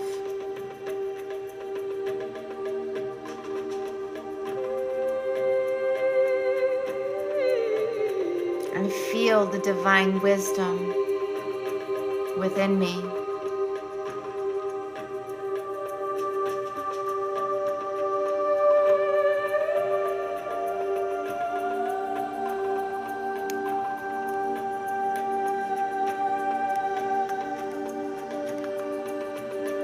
Now bring our awareness to the heart center.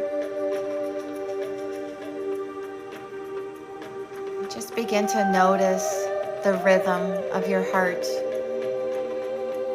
When was the last time? 11:11. When was the last time you became aware of the rhythm of your heart?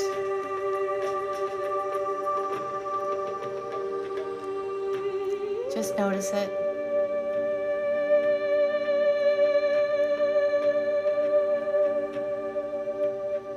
No, Michael, my church is, within me.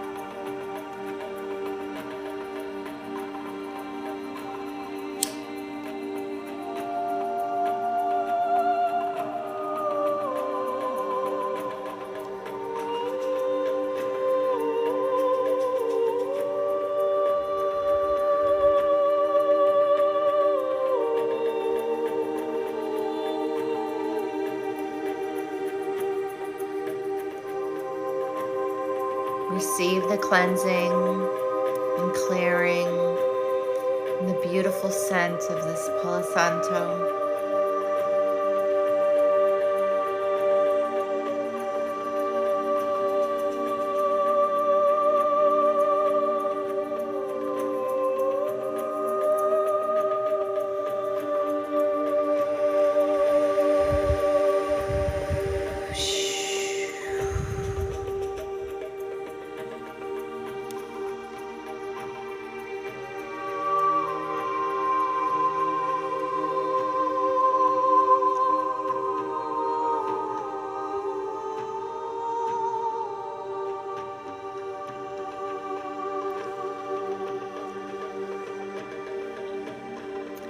When was the last time you thanked your heart for beating for you?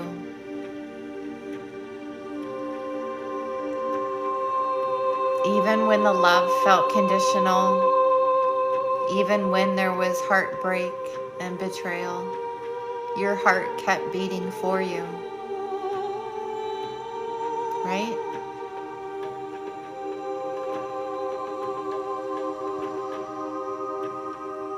Place your hand on your heart.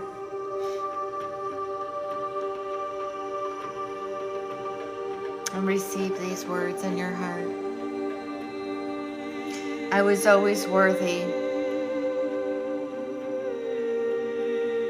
even when I was overlooked.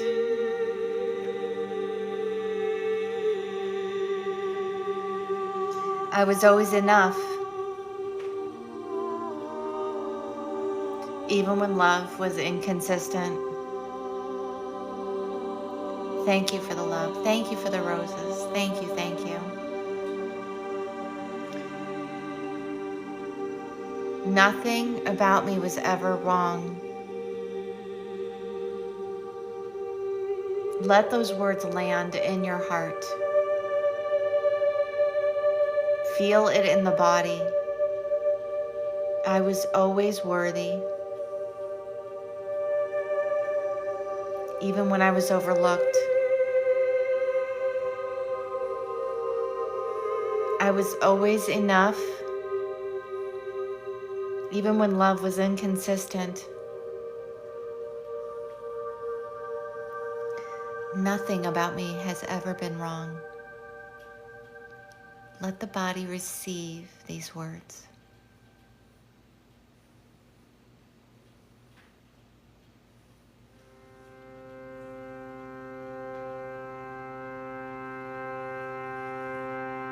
Let the body speak to you.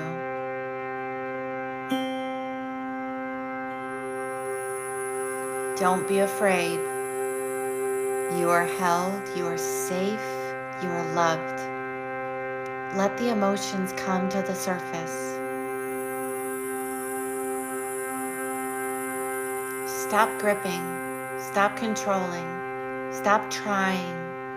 Just let it happen. Let it go. Just feel it.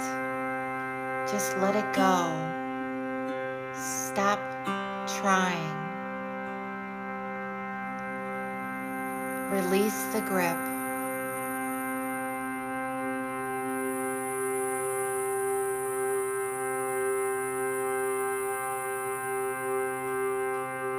You don't need to prove anything. You don't need to earn anything.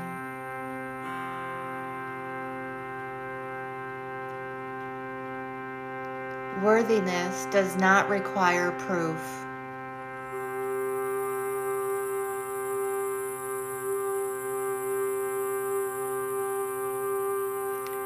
Worthiness does not require proof. Let that land in the body. What does that mean to you? Worthiness does not require proof. What does that mean to you? Let the inner child speak to you right now. What does that mean?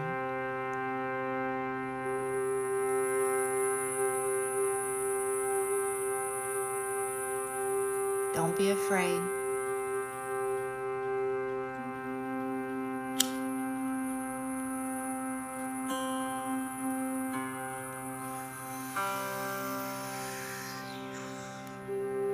Feel the love of the Divine Mother.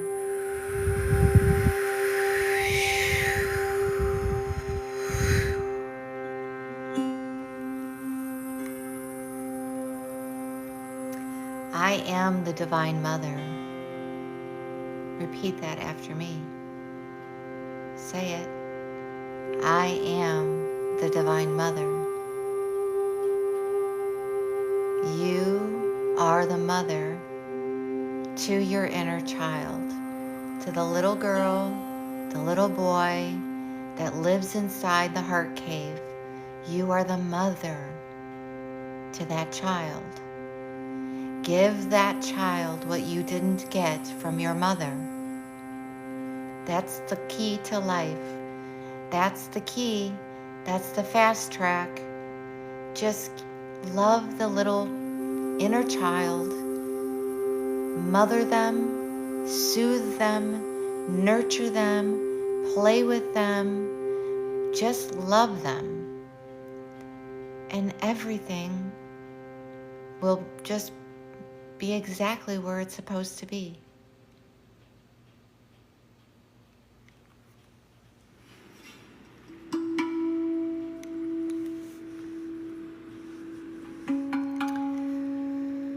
Worthiness does not require proof.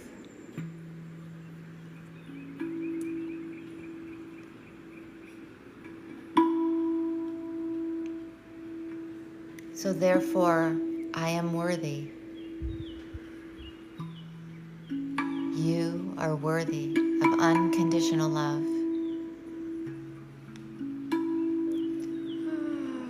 All you have to do is give that to yourself.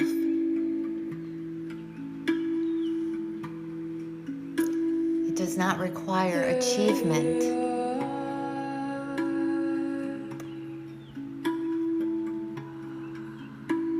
It doesn't require that you're healed first either.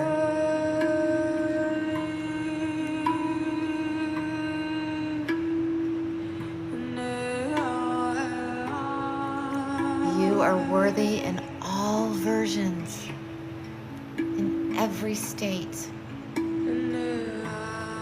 It is inherent. Worthiness is inherent. Breathe that in to the body.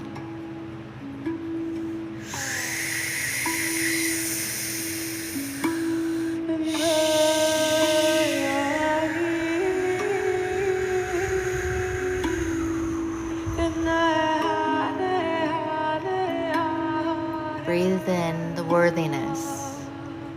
Feel it come into the body.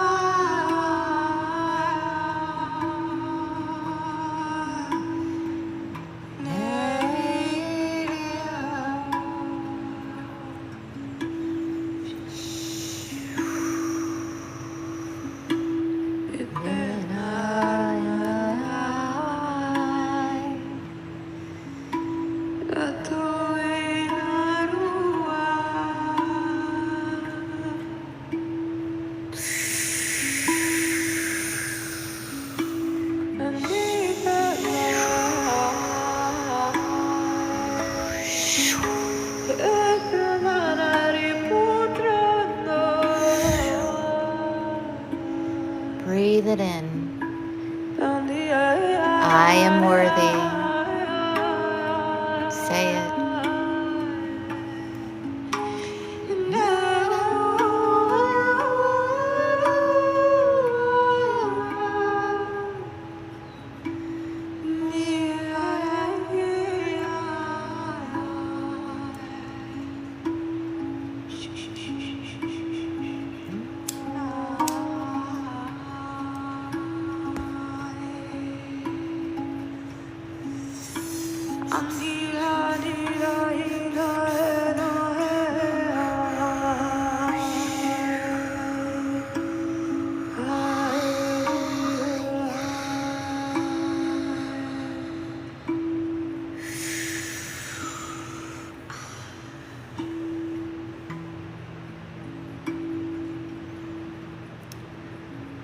Now imagine soft, radiant light pouring down from above.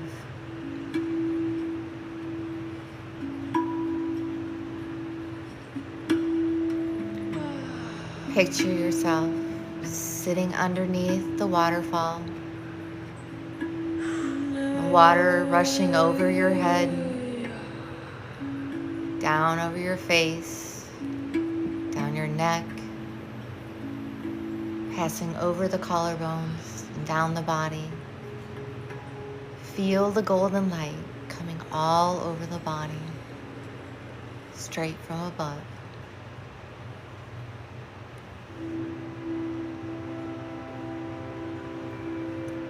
That golden light does not evaluate.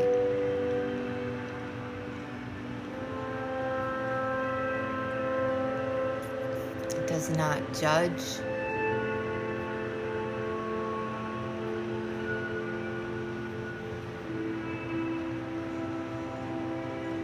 It does not condemn.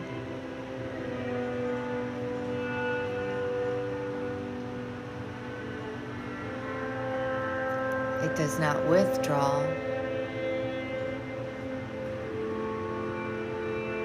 That golden light does not keep score.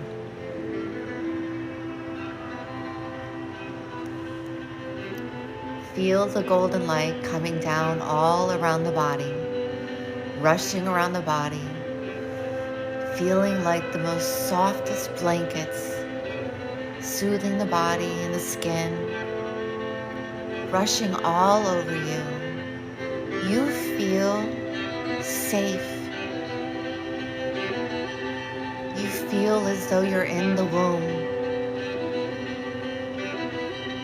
connected straight to Source. God is within you. Feel the golden light in the heart.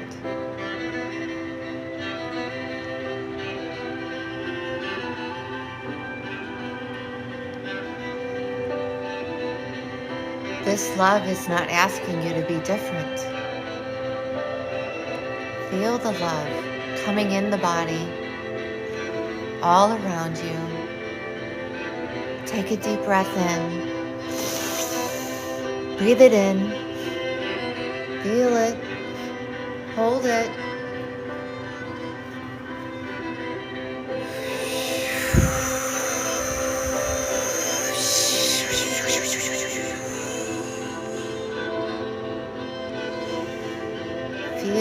penetrate every cell in your body. Unconditional love, straight from the Divine Mother within. Take it in. You are worthy.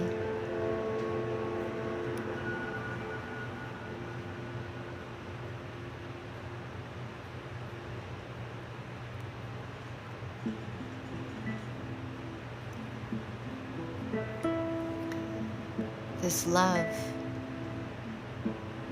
it sees you. It chooses you. It remains with you at all times.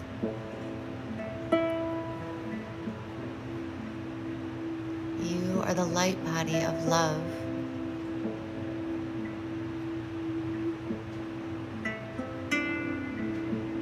Thank you, Michael.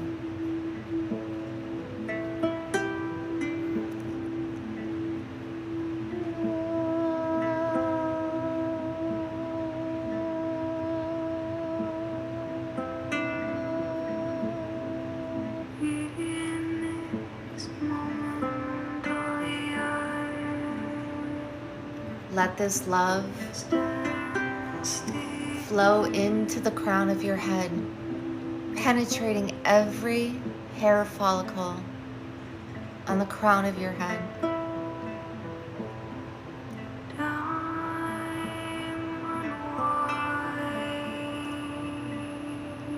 Each hair follicle is a receptor, an intuitive receptor, connecting you to Source.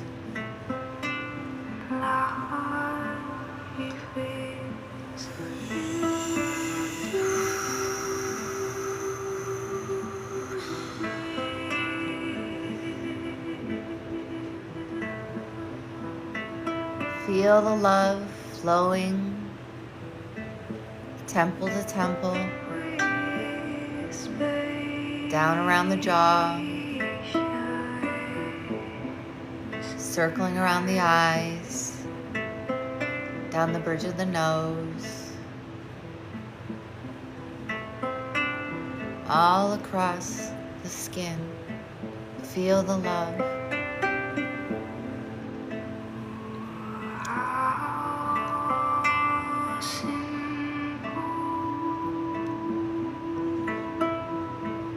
Down into the throat.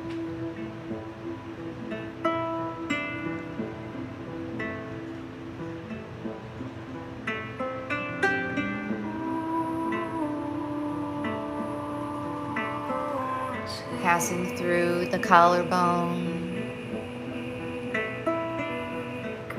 into the heart cave.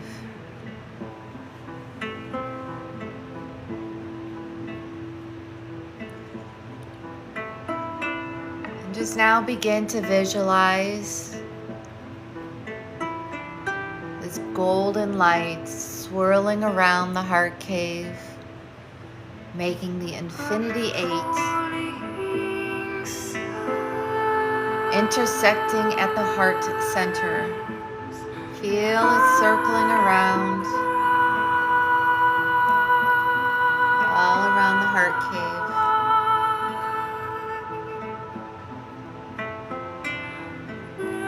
All the times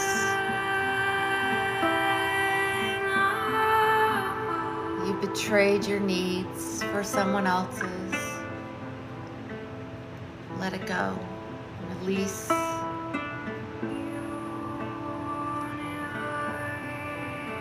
Forgive yourself.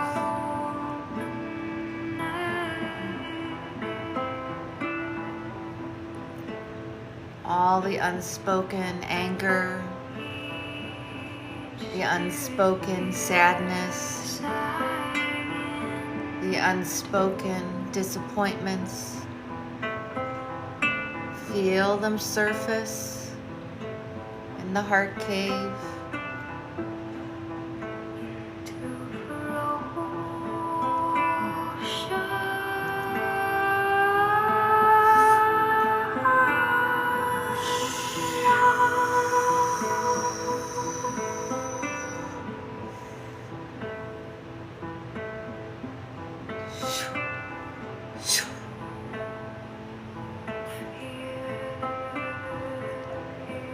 begin to move the energy down into the belly.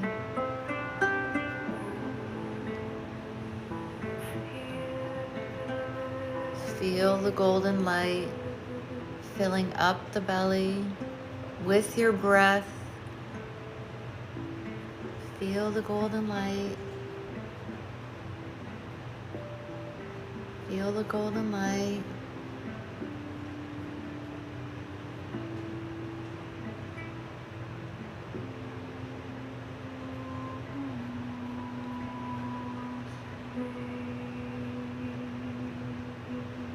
This is where all the emotional stories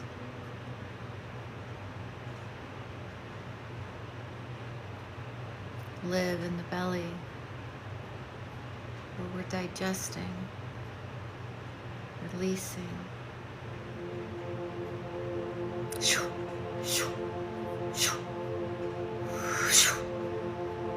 Let the stories go. Step back. Observe.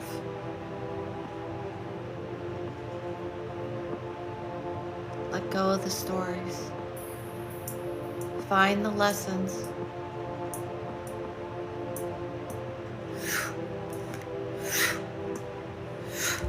Find the gratitude. Keep moving forward. Listen to the resistance and redirect.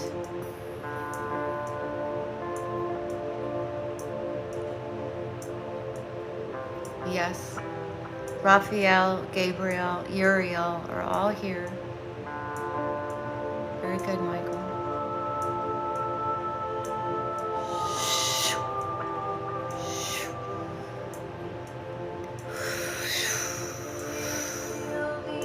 How can you feel them, Michael? Share how you can feel them.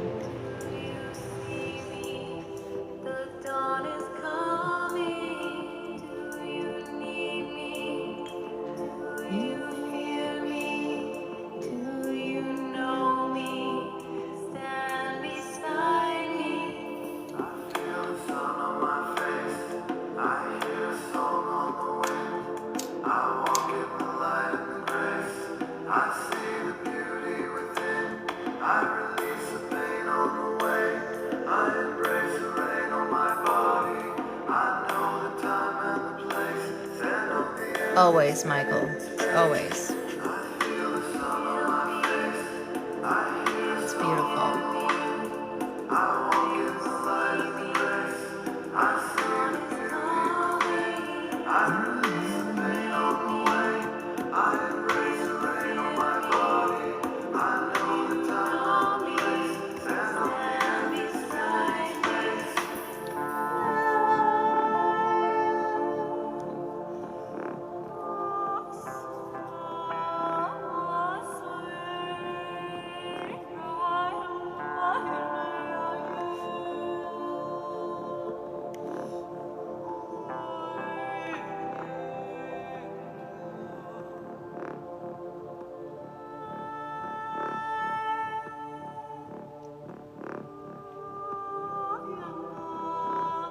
Oh, Michael, I love that. Thank you. You are so very welcome, Raphael and Gabriel. I hope you know that. Thank you, Michael. That was very nice of you to share. The sun on my face, I hear a song on the wind. I walk in the light of grace. I see the beauty within. I release the pain on the way. I embrace the rain on my body. I know the time and the place. And on the earth is in space. I feel the sun on That's a heavy one. I hear a song on the wind. I walk in the light of grace. I see the beauty within. I release the pain on the way. I embrace the rain on my body. I know the time and the place. And on the earth is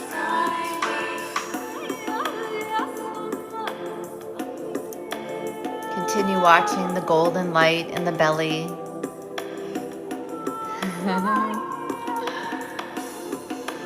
They do, don't they, Michael? Yes.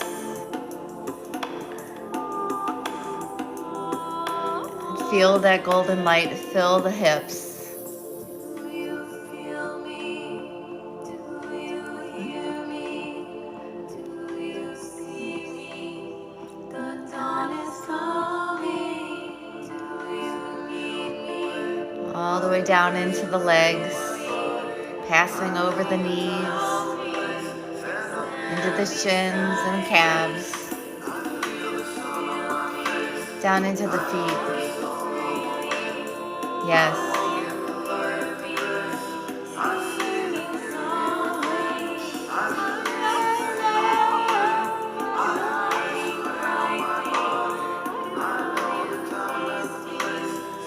Let every cell in your body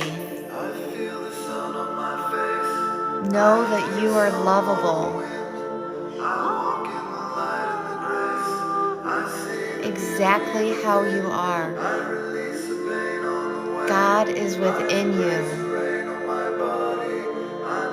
You are the healer to yourself. It is love that heals.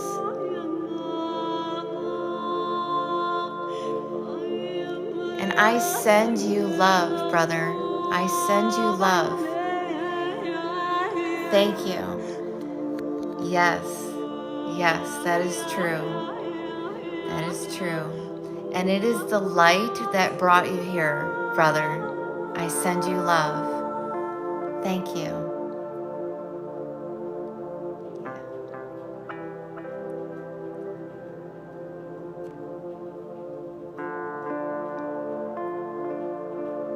Okay. Yes.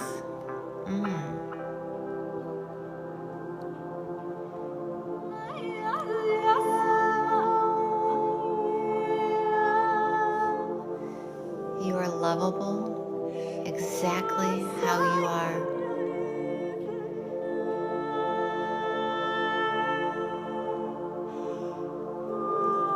You do not need to earn love. You are worthy of love.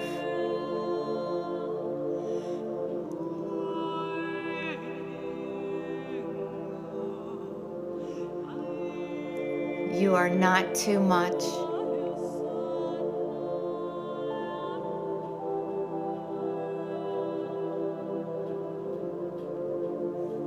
You are simply unmet.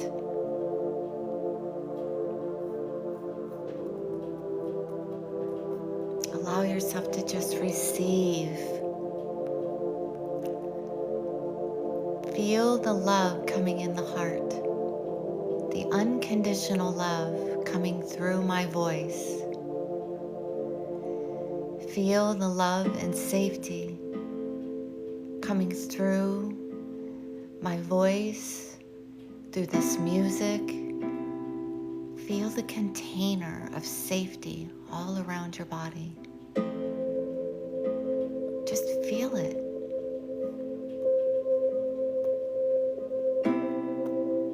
Your body knows. This is what safety feels like. This is all the inner child needs to learn to heal, is safety.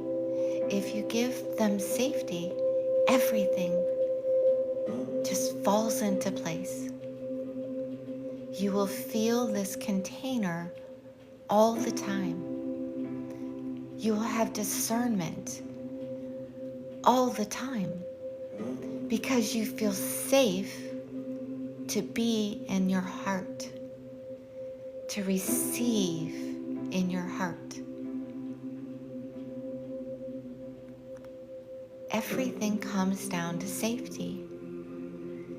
And you are the only one that can prove to the inner child that you're safe.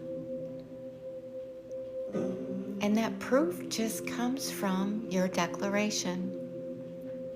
I am safe now. I am safe now. I am safe now. I am safe now. I am safe now. I am safe now. I am safe now. I'm telling you, if you say say that as many times as you can possibly say that in your awake hours, your life will change. I promise you. Just try it. I am safe now. I am safe now. I am safe now.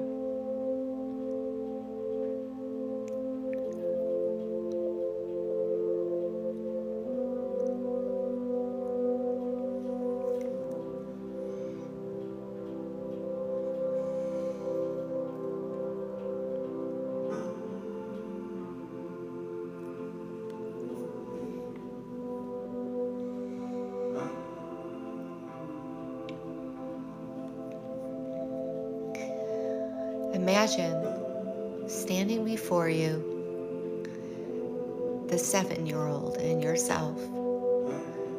Just look at them. They're standing right in front of you. What do they look like? What are they wearing? What's the expression on their face? How does their energy feel? Do they feel safe? Hold space for them right now.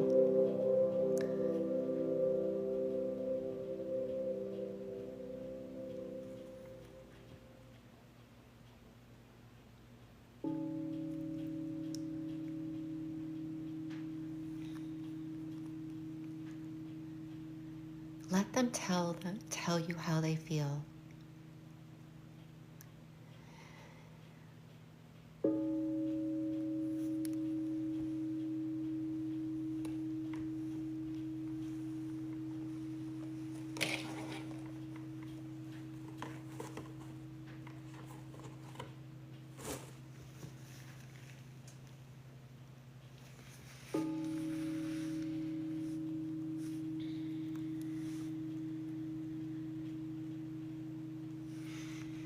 This version of you, they were young and they had to stay alert. They had to perform to feel loved.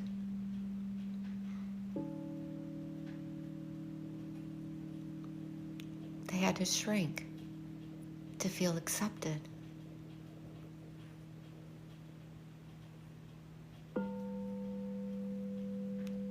Or they overgave to earn.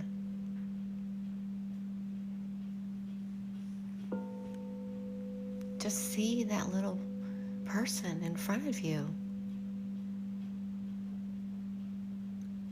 who from the beginning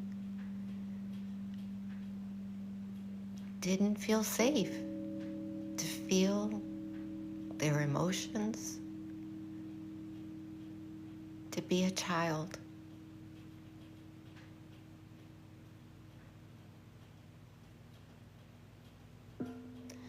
That is who needs to hear from you every day, all the time. I am safe now. We are safe now. I've got you. I see you. I hear you. We are safe now. I am safe now. If you say that over and over and over and over to yourself as you're speaking to a little person inside of you, your entire life will shift and change. Because when you begin to show your body that you are safe, everything changes. Because you can begin to be in your heart because you feel safe to feel. It's so simple. The key is just to establish safety. Everything else will just fall right into place.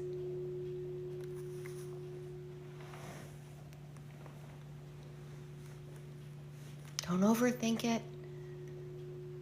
You don't have to buy all these programs and books and all these things. Just establish safety. And all you have to do is use your mind to tell the body how you want to feel.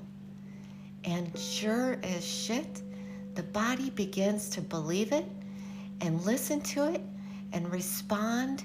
And then all your other chakras wake up. And before you know it, you're creating passionately things that bring you joy.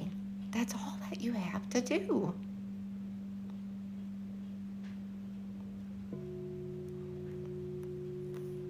I mean, you already showed up here. So you already took like huge steps forward. Huge.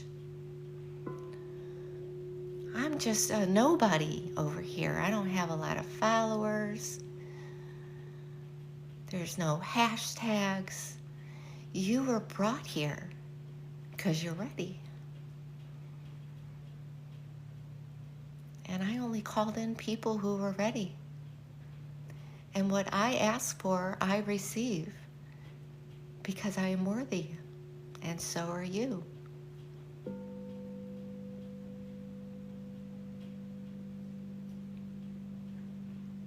I hope this makes sense.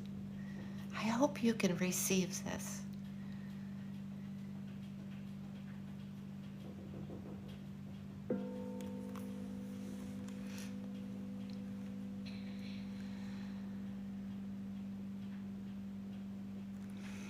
I want you to picture yourself kneeling in front of the little person in front of you, the little 7-year-old in front of you.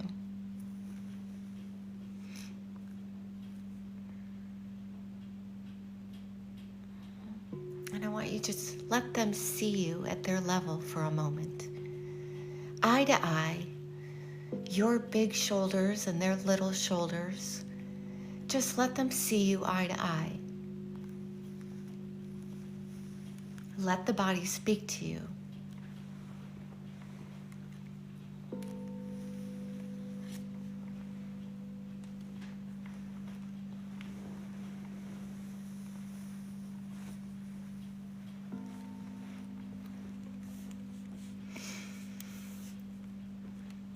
Just observe them. Yes, Mary is here. Mary Magdalene and Mother Mary is here. Yes, very much. Michael.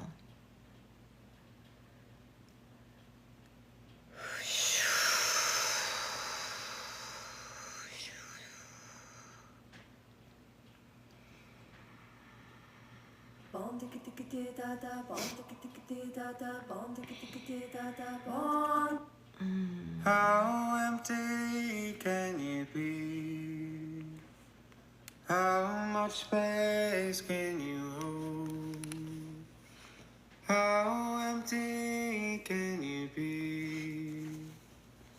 How much space can you hold in your own presence, in your own presence, in your own presence, in your own presence? How empty can you be? How much space can you hold? How empty can you be? How much space can you hold in your own presence, in your own presence, in your own presence, in your own presence, and wide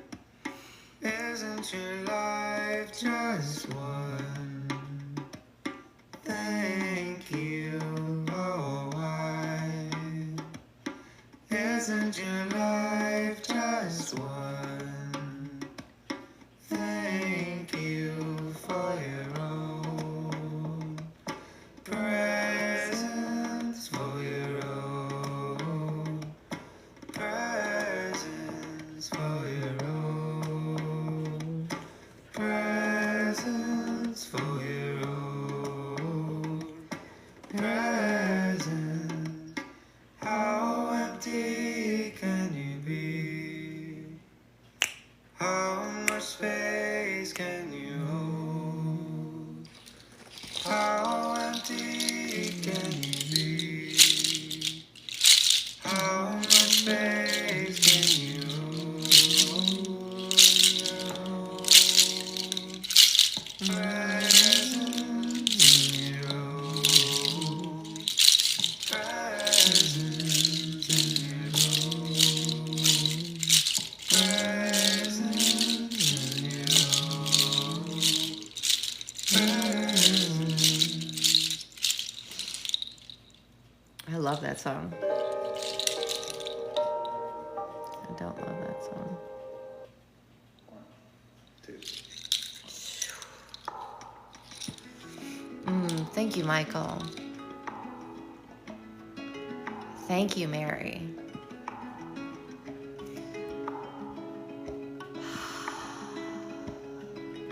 So, yes, Mother Mary.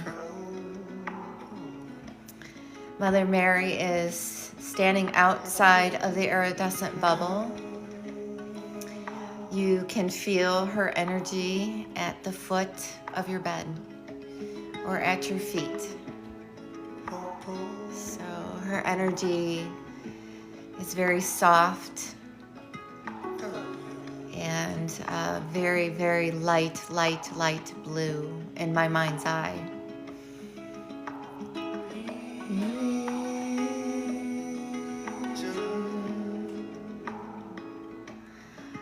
The scent of lavender and rose will also bring in Mary.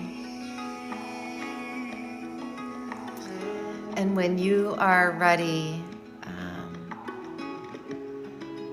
all you need to do is invite her into, beautiful Michael. Invite her into your iridescent bubble. Yes. And just let her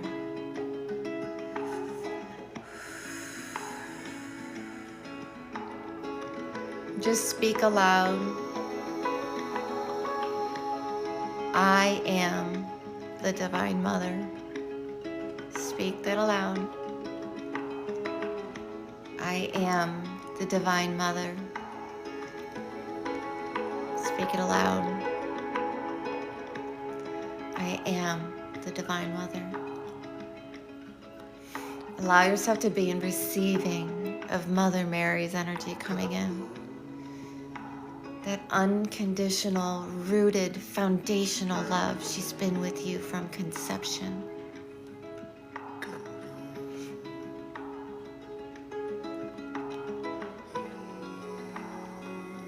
She guides you through how to speak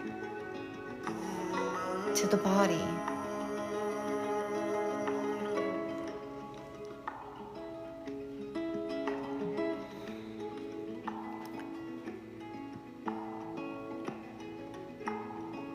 Yes.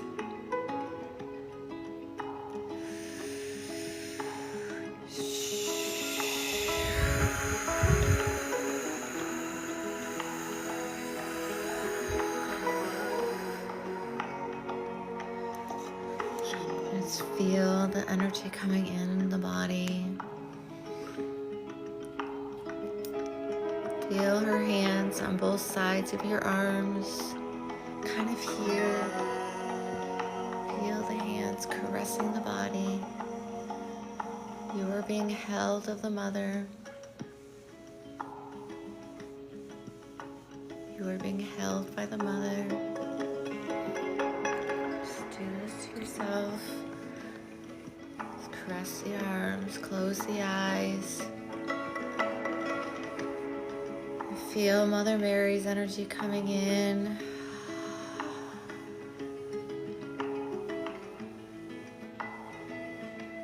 And then just hold on to the arms. Just allow yourself to just hug and rock and soothe the body. Feel the mother within. Let Mother Mary help you remember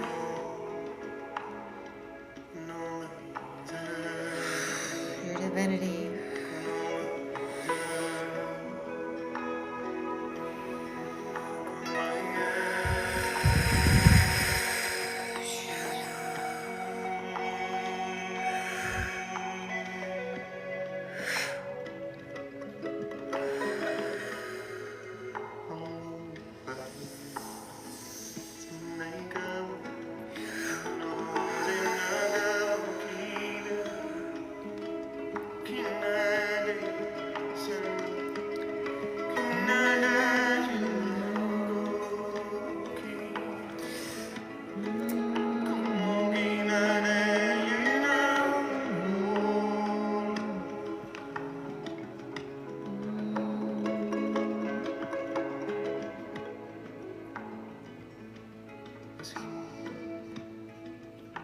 You are so held.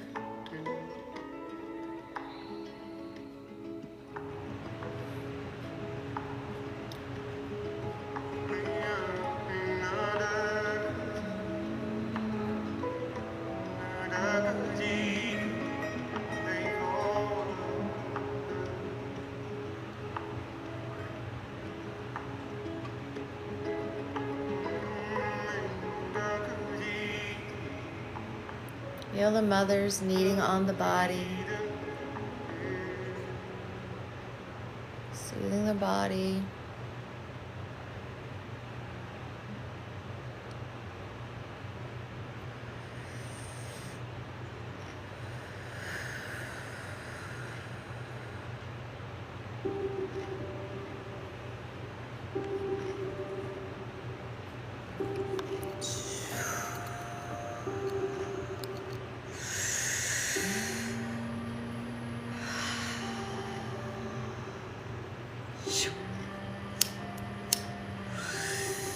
What happened? What happened?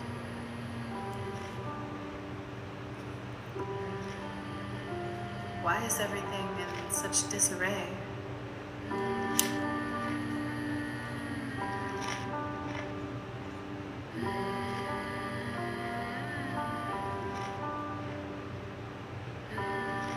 Let's start again. Step by step. Layer by layer.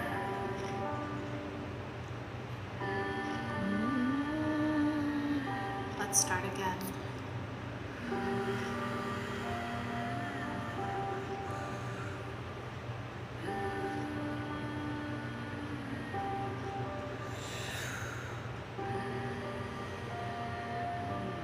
Let's start again.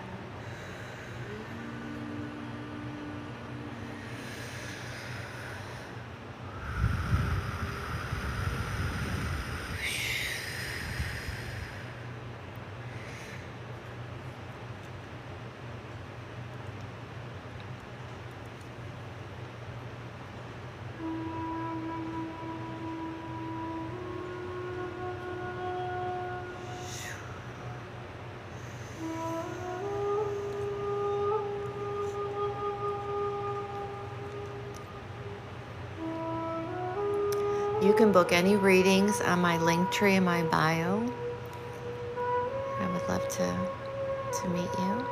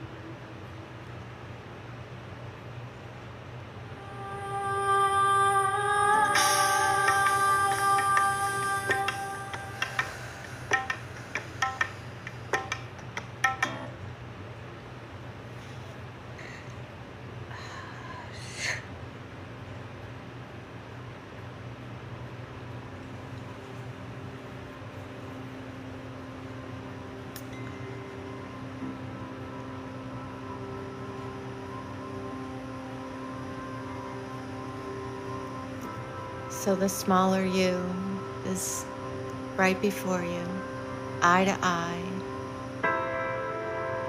as you're kneeling in front of them, observing them, not analyzing, just loving them, seeing them.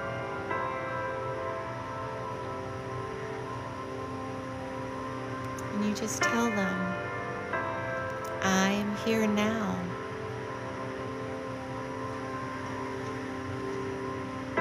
You don't have to protect me anymore. I am protecting you.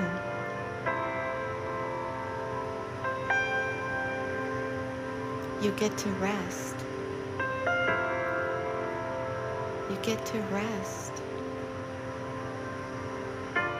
You are safe. I am safe now. Tell them, I am here now. See them right before you. You're so cute. You're so adorable. You're so innocent. Your eyes are so innocent.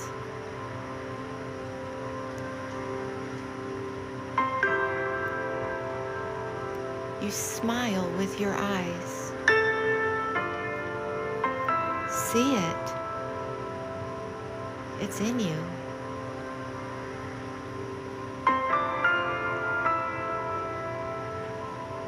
I'm here now. You don't have to protect me anymore because I'm protecting you. Tell them.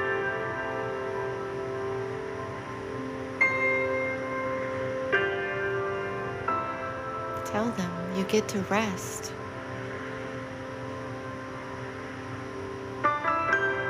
You get to rest. You're safe. We are safe now.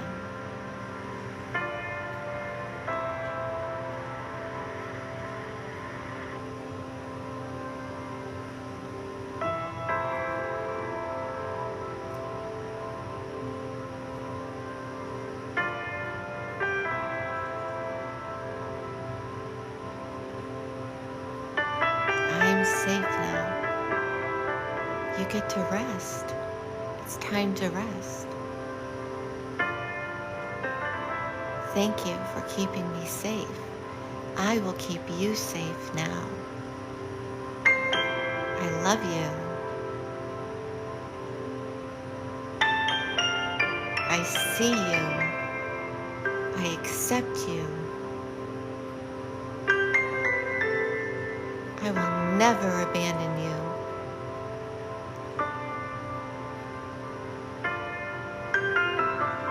I will never reject you.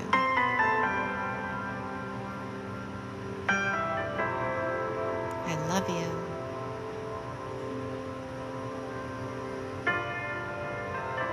I'm sorry. Please forgive me. Thank you. I love you. Let them hug you. Place your hands around the body and just let them hug you. Let them feel the hug of you. Hug yourself so hard.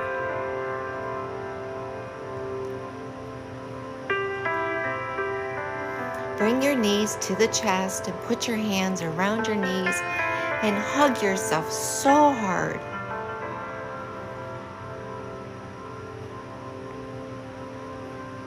You need a hug. Just give it to yourself. Everything you need is within you.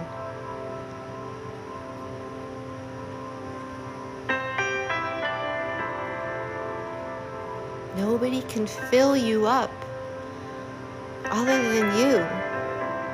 Stop looking outside of you. All of the answers are within. Don't roll your eyes. That's the answer. I am safe now. I am safe now. Say it over and over again, please. It will change everything. It really works. I am safe now. I am safe now. Just keep saying it.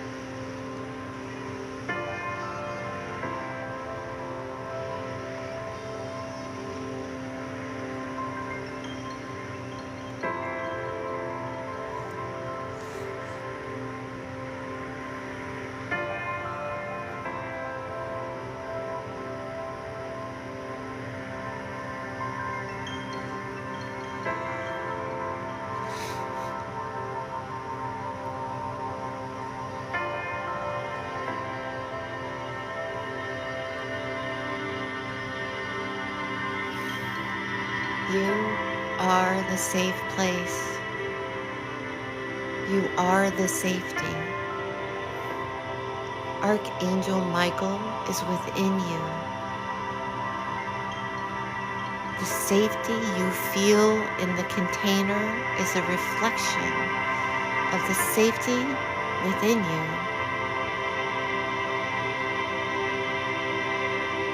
This is within you. Take this throughout your day. I am safe now. I am safe now. I am safe now. I am safe now.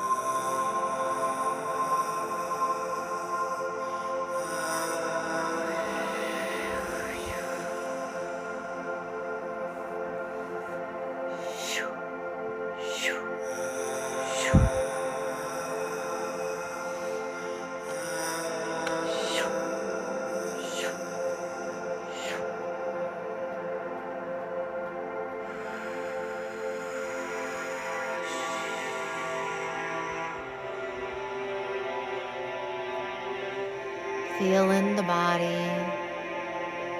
Every cell is penetrated with the golden light of unconditional love. Archangel Raphael is on your right. Archangel Gabriel is on your left. Mother Mary is at the foot of your bed. Archangel Michael is behind you. Uriel is floating right above you. All around you, the angels, supporting you, loving you, filling your body up with love and grace and compassion and forgiveness. Just let it all go. Just give it to them. That's what they're here for. Let it all go. Release the grip. There's no buts. Just let it go.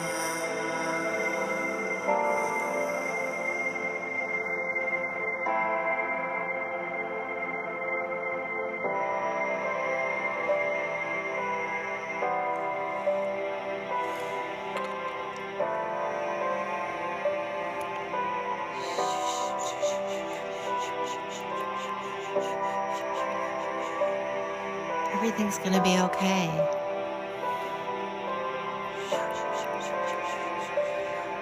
It's gonna be more than okay.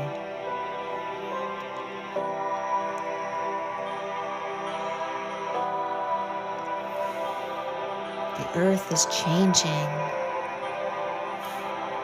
The divine is taking over. Consciousness is raising the frequency. Our lives are changing. Just let it happen.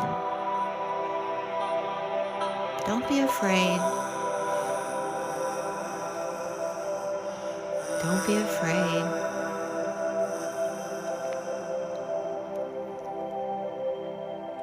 You are being held at all times. All you have to do is receive it.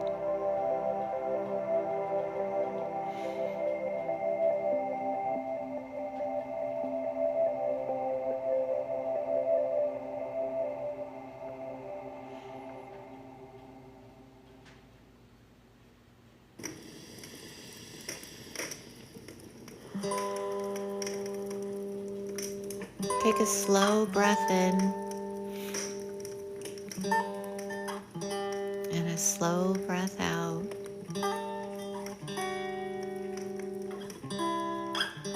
And allow your body to receive, fully receive these truths. Feel it in every cell of your body.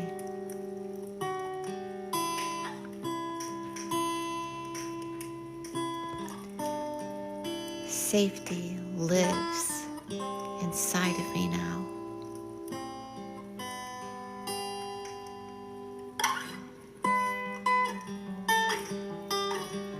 Worthiness is my birthright. Feel it in the body.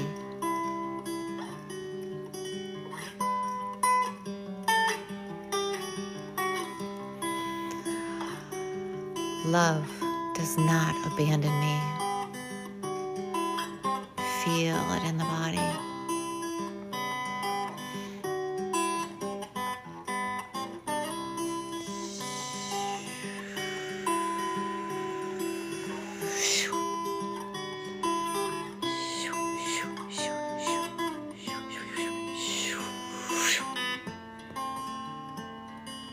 Receive it.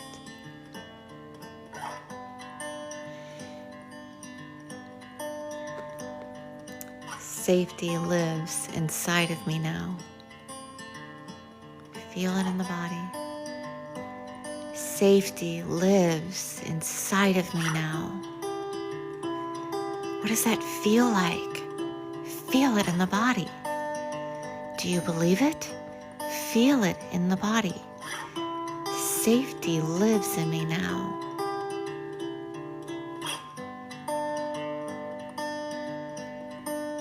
Archangel Michael, please expand your energy all around the body.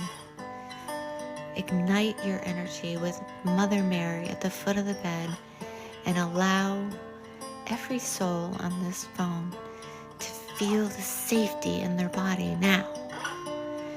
Let them feel it in the body. Safety. Because safety lives in me now.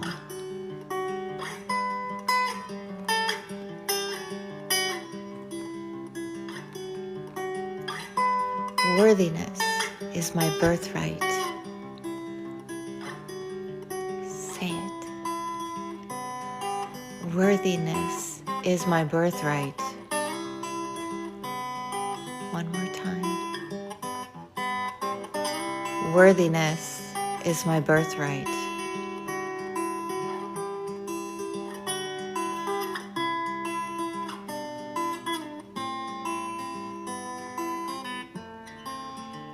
And love does not abandon me.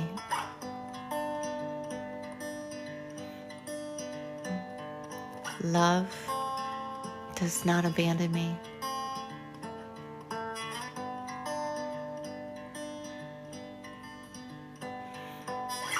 Love does not abandon me. Feel that in your body.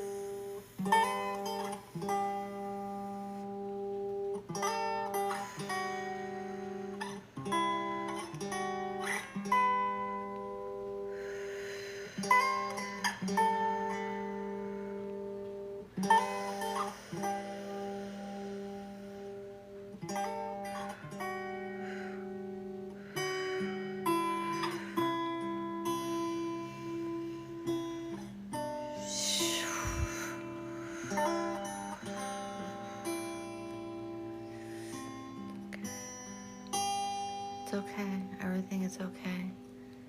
Everything is going to be okay. Yes.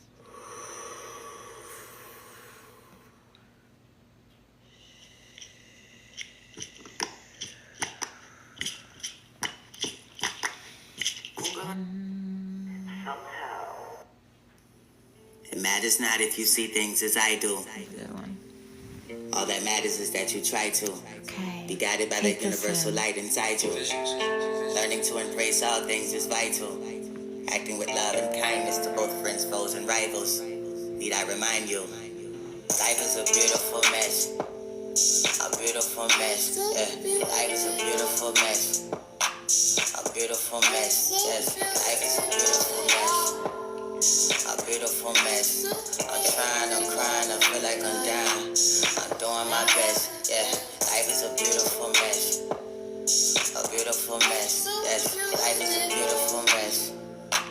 A beautiful mess. Yes. Life is a beautiful mess. A beautiful mess. I'm crying, I'm trying, I feel like I'm down. I'm doing my best. Yes. Have you ever prayed for the sunshine on a rainy day? Looking in the clouds for an angel's face, wishing and hoping they can take the pain away. At times we pray and it seems as though God never has a thing to say. Through silent nights and aimless days, know that your trials and troubles never came to stay. You have to learn to free your mind in order for the chains to break. Know that life is a journey and sometimes we just need a change of pace, so that we may one day change our ways. Through changeless days and sleepless nights, you have to endure with peace and light. Embrace love and be polite, and be free for life. Life is a beautiful mess. A beautiful mess. Yeah. Life is a beautiful mess. A beautiful mess. Yes. Life is a beautiful mess. A beautiful mess. I'm trying, I'm crying, I feel like I'm down. I'm doing my best. Yeah. Life is a beautiful mess. A beautiful mess. Yes. Life is a beautiful mess. A beautiful mess, yes. Life is a beautiful mess. A beautiful mess. I'm crying, I'm trying, I feel like I'm down. I'm doing my best, yes. And sometimes it may be hard to look at life on the bright side, especially when your darkest hours arise at midday instead of nighttime. And all of your hope seems to melt away like candles when the light dies. But rest assured, everything will be quite fine. It is darkness alone that influences us to let our light shine. You and I live for the same reasons that Christ died, to sing the glories of heaven in each and every lifetime. In tight times you may pray for days and nights, but as long as you place your faith in God and not thy faith in sight, even your darkest days will be replaced with light. Even your darkest days. Life is a beautiful mess. Beautiful. Life is a beautiful mess. A beautiful mess. I'm crying, I'm trying, I feel like I'm doing my best. Waste not all of your days and nights trying to figure out what's wrong and what's right. Although the mind and heart must fight, you have to learn to be still and trust life. Be not so uptight, expecting things to happen instantly. If it happens, then it's meant to be. All things come together eventually. Walk like waves on the ocean to the beat of your own symphony. Let the seas of emotions carry you only with compassion and empathy.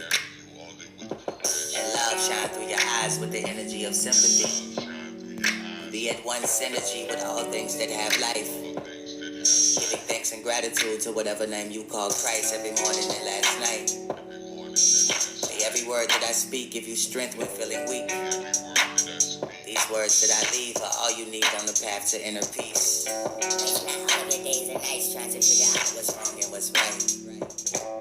Although the mind and heart must fight, you have to learn to be still and trust life. Visions. Be not so uptight, expecting things to happen instantly.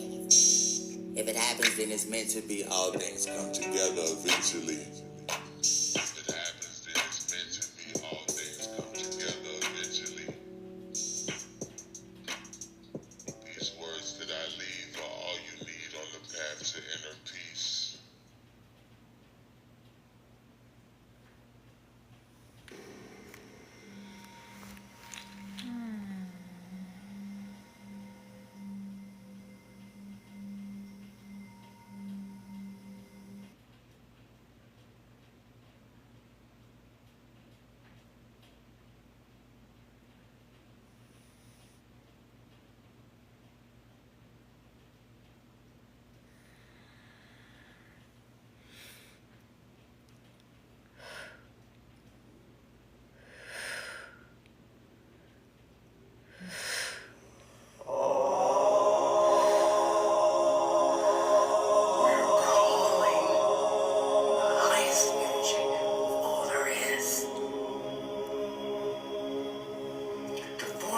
Consciousness of the universe. Pure love, joy, and bliss, which is incarnated in human form to help guide mankind, who comes to me in my heart and serves as my inner voice whenever I ask. The Divine Mother, the power of creation, together with them, the Father of creation, which is unchangeable and permanent. Thank you. Thank you, thank you. I acknowledge your presence in my life at all times.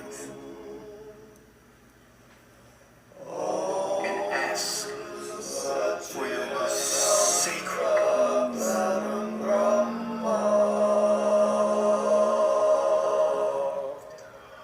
Om Satchitananda Arasatoma Parasma Shri Bhagavati Sumeta Shri Bhagavate Namaha.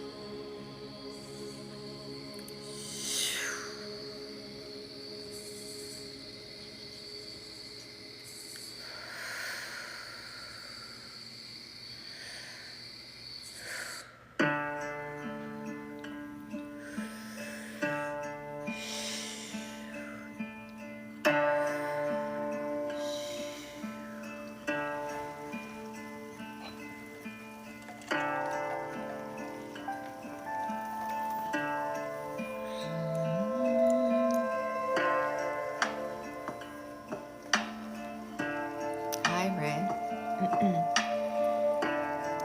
Hi, Daniel.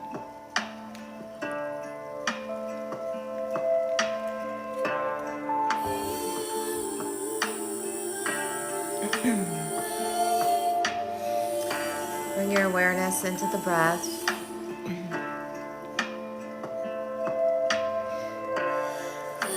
Just begin to follow that iridescent bubble all around the body energetically.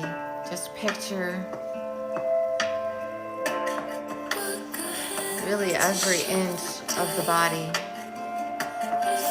And follow the bubble all around the body.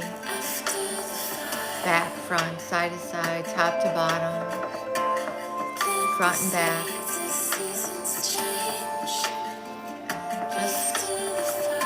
Just by your intention, you're reestablishing the shield of light around the body, reinforcing safety in the body.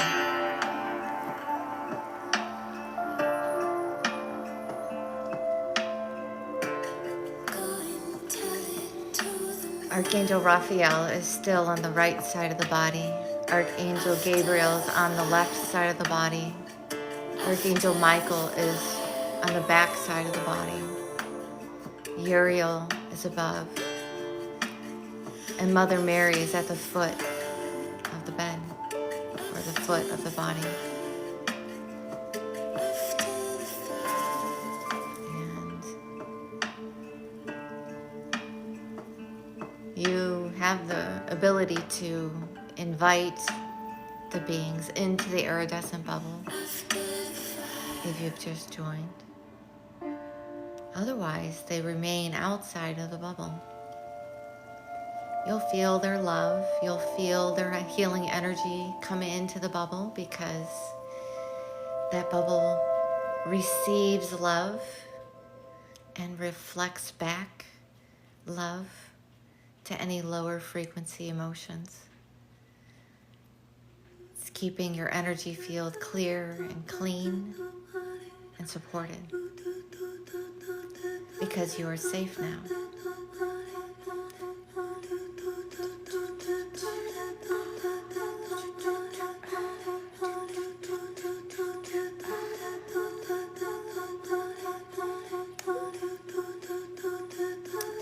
And we just know in the body, in this moment, what safety feels like.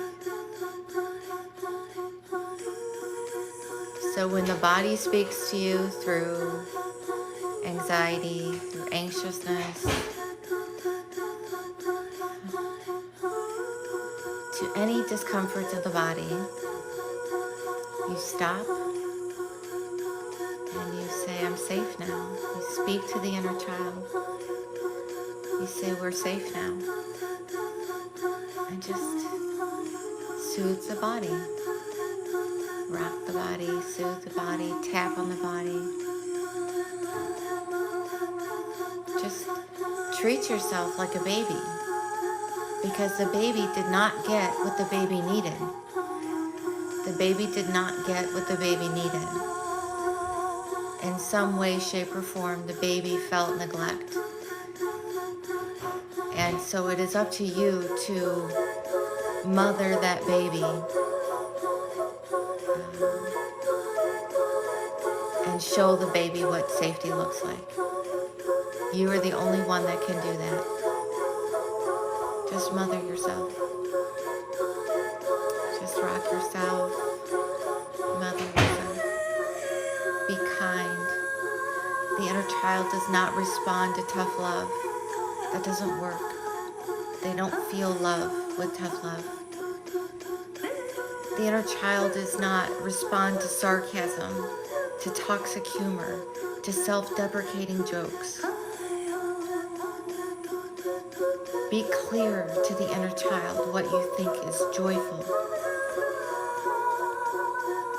Speak to that child inside of you as you would speak to an innocent little child in front of you.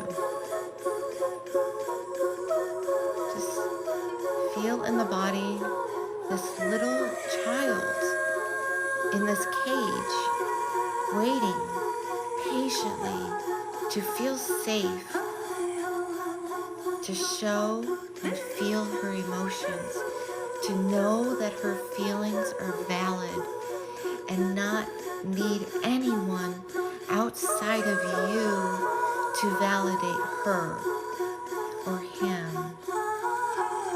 You're the only one that can establish safety within yourself. You establish the home within yourself so that no matter where you go, you always feel at home, because this is the home. The baby, the little inner child that's in the cage, that's the home within you. Do you understand?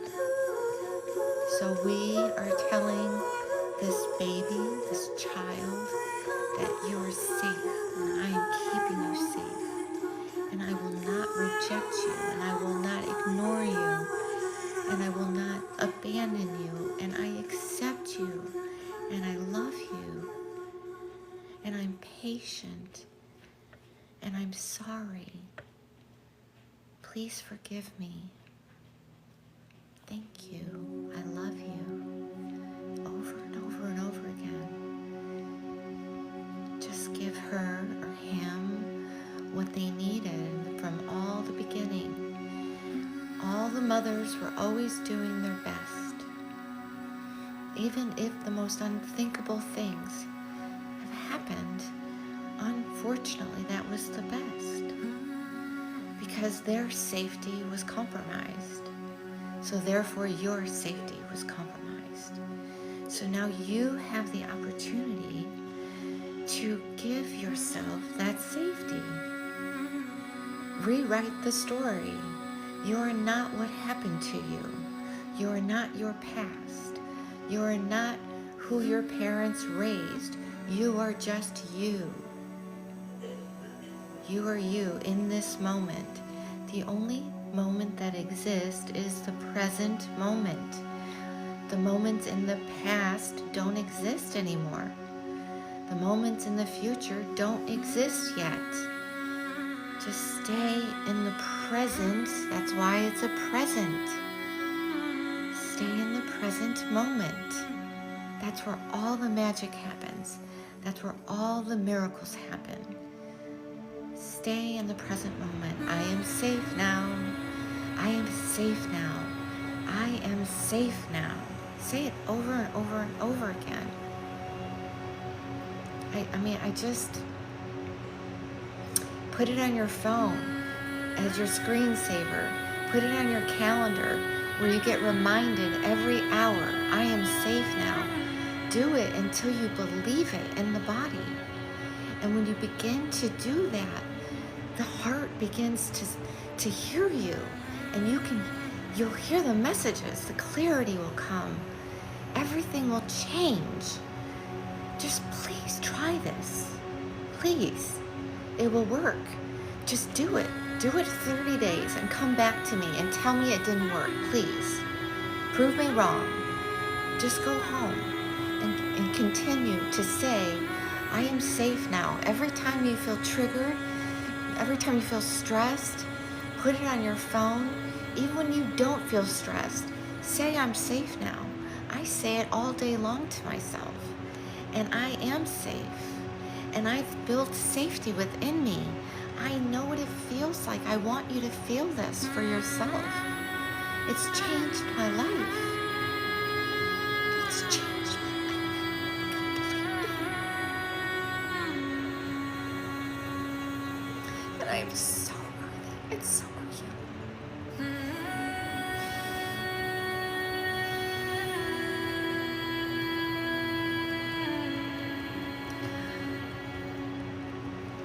That's what it feels like.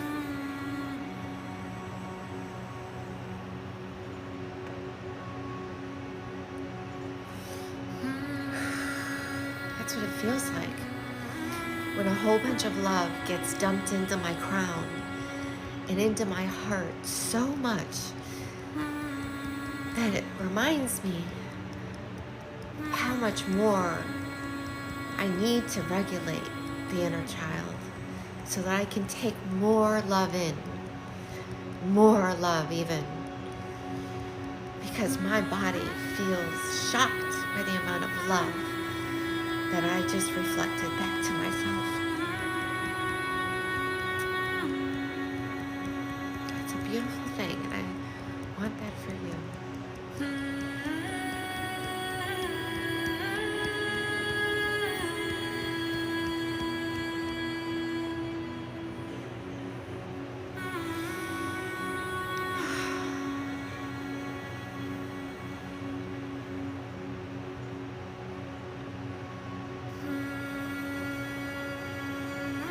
This is just soothing my inner child so that she feels safe, feeling all that love.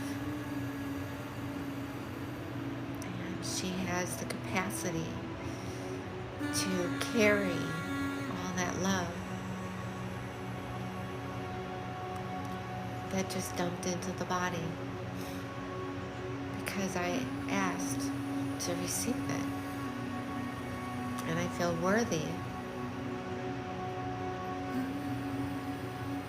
I feel very worthy. See your reflection in me. See your reflection through me. We are all a reflection of each other. We are all one. I am you, you are me. We are all one. We all meet here. This is where the soul plants the seed and you become you. You chose the body, you chose who you are, you chose your parents. That doesn't make the unthinkable things less.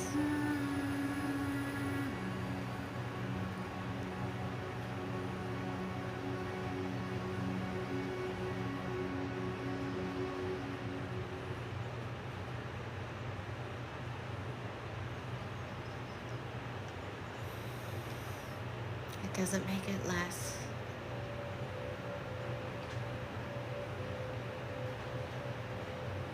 It's not excusable.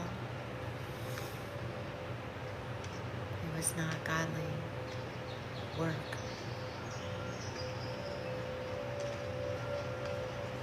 But we are safe now. I am safe now. You are safe now. All just comes down to safety now. Safety now. Allow the body to feel safe to receive. Allow the body to receive that worthiness is the birthright. You are worthy of your birthright. That's infinite amount of energy of being supported financially, emotionally, physically, spiritually. You are worthy. And all you have to do is energetically show the divine that you feel worthy to receive. And then it will all just come to you. And you do that by establishing safety within yourself. And that's all we're doing right now. We are tapping into the energetic feeling of safety. That we are in control of our body. We are in control of our minds, our thoughts, our words, our actions.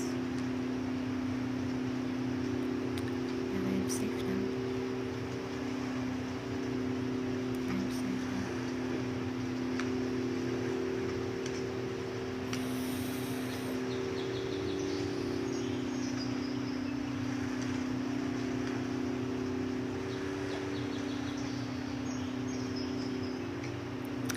My inner child is tired.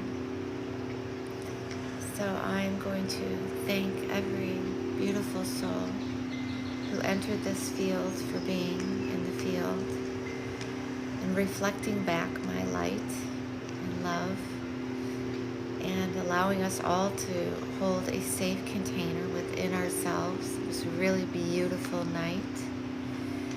Thank you, Raphael, Gabriel, Uriel, Michael, Mother Mary, Zadkiel, and Mary, Macmillan, so many others for coming tonight.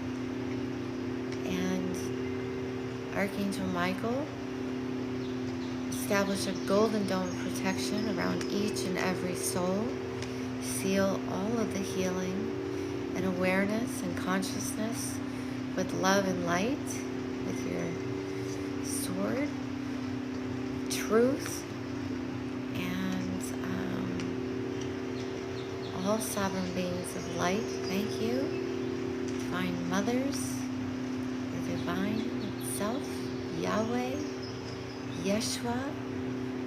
Thank you, thank you, thank you. Closing this portal with love, with light. Wishing you all beautiful sleep. Remember all your beautiful dreams with your angels.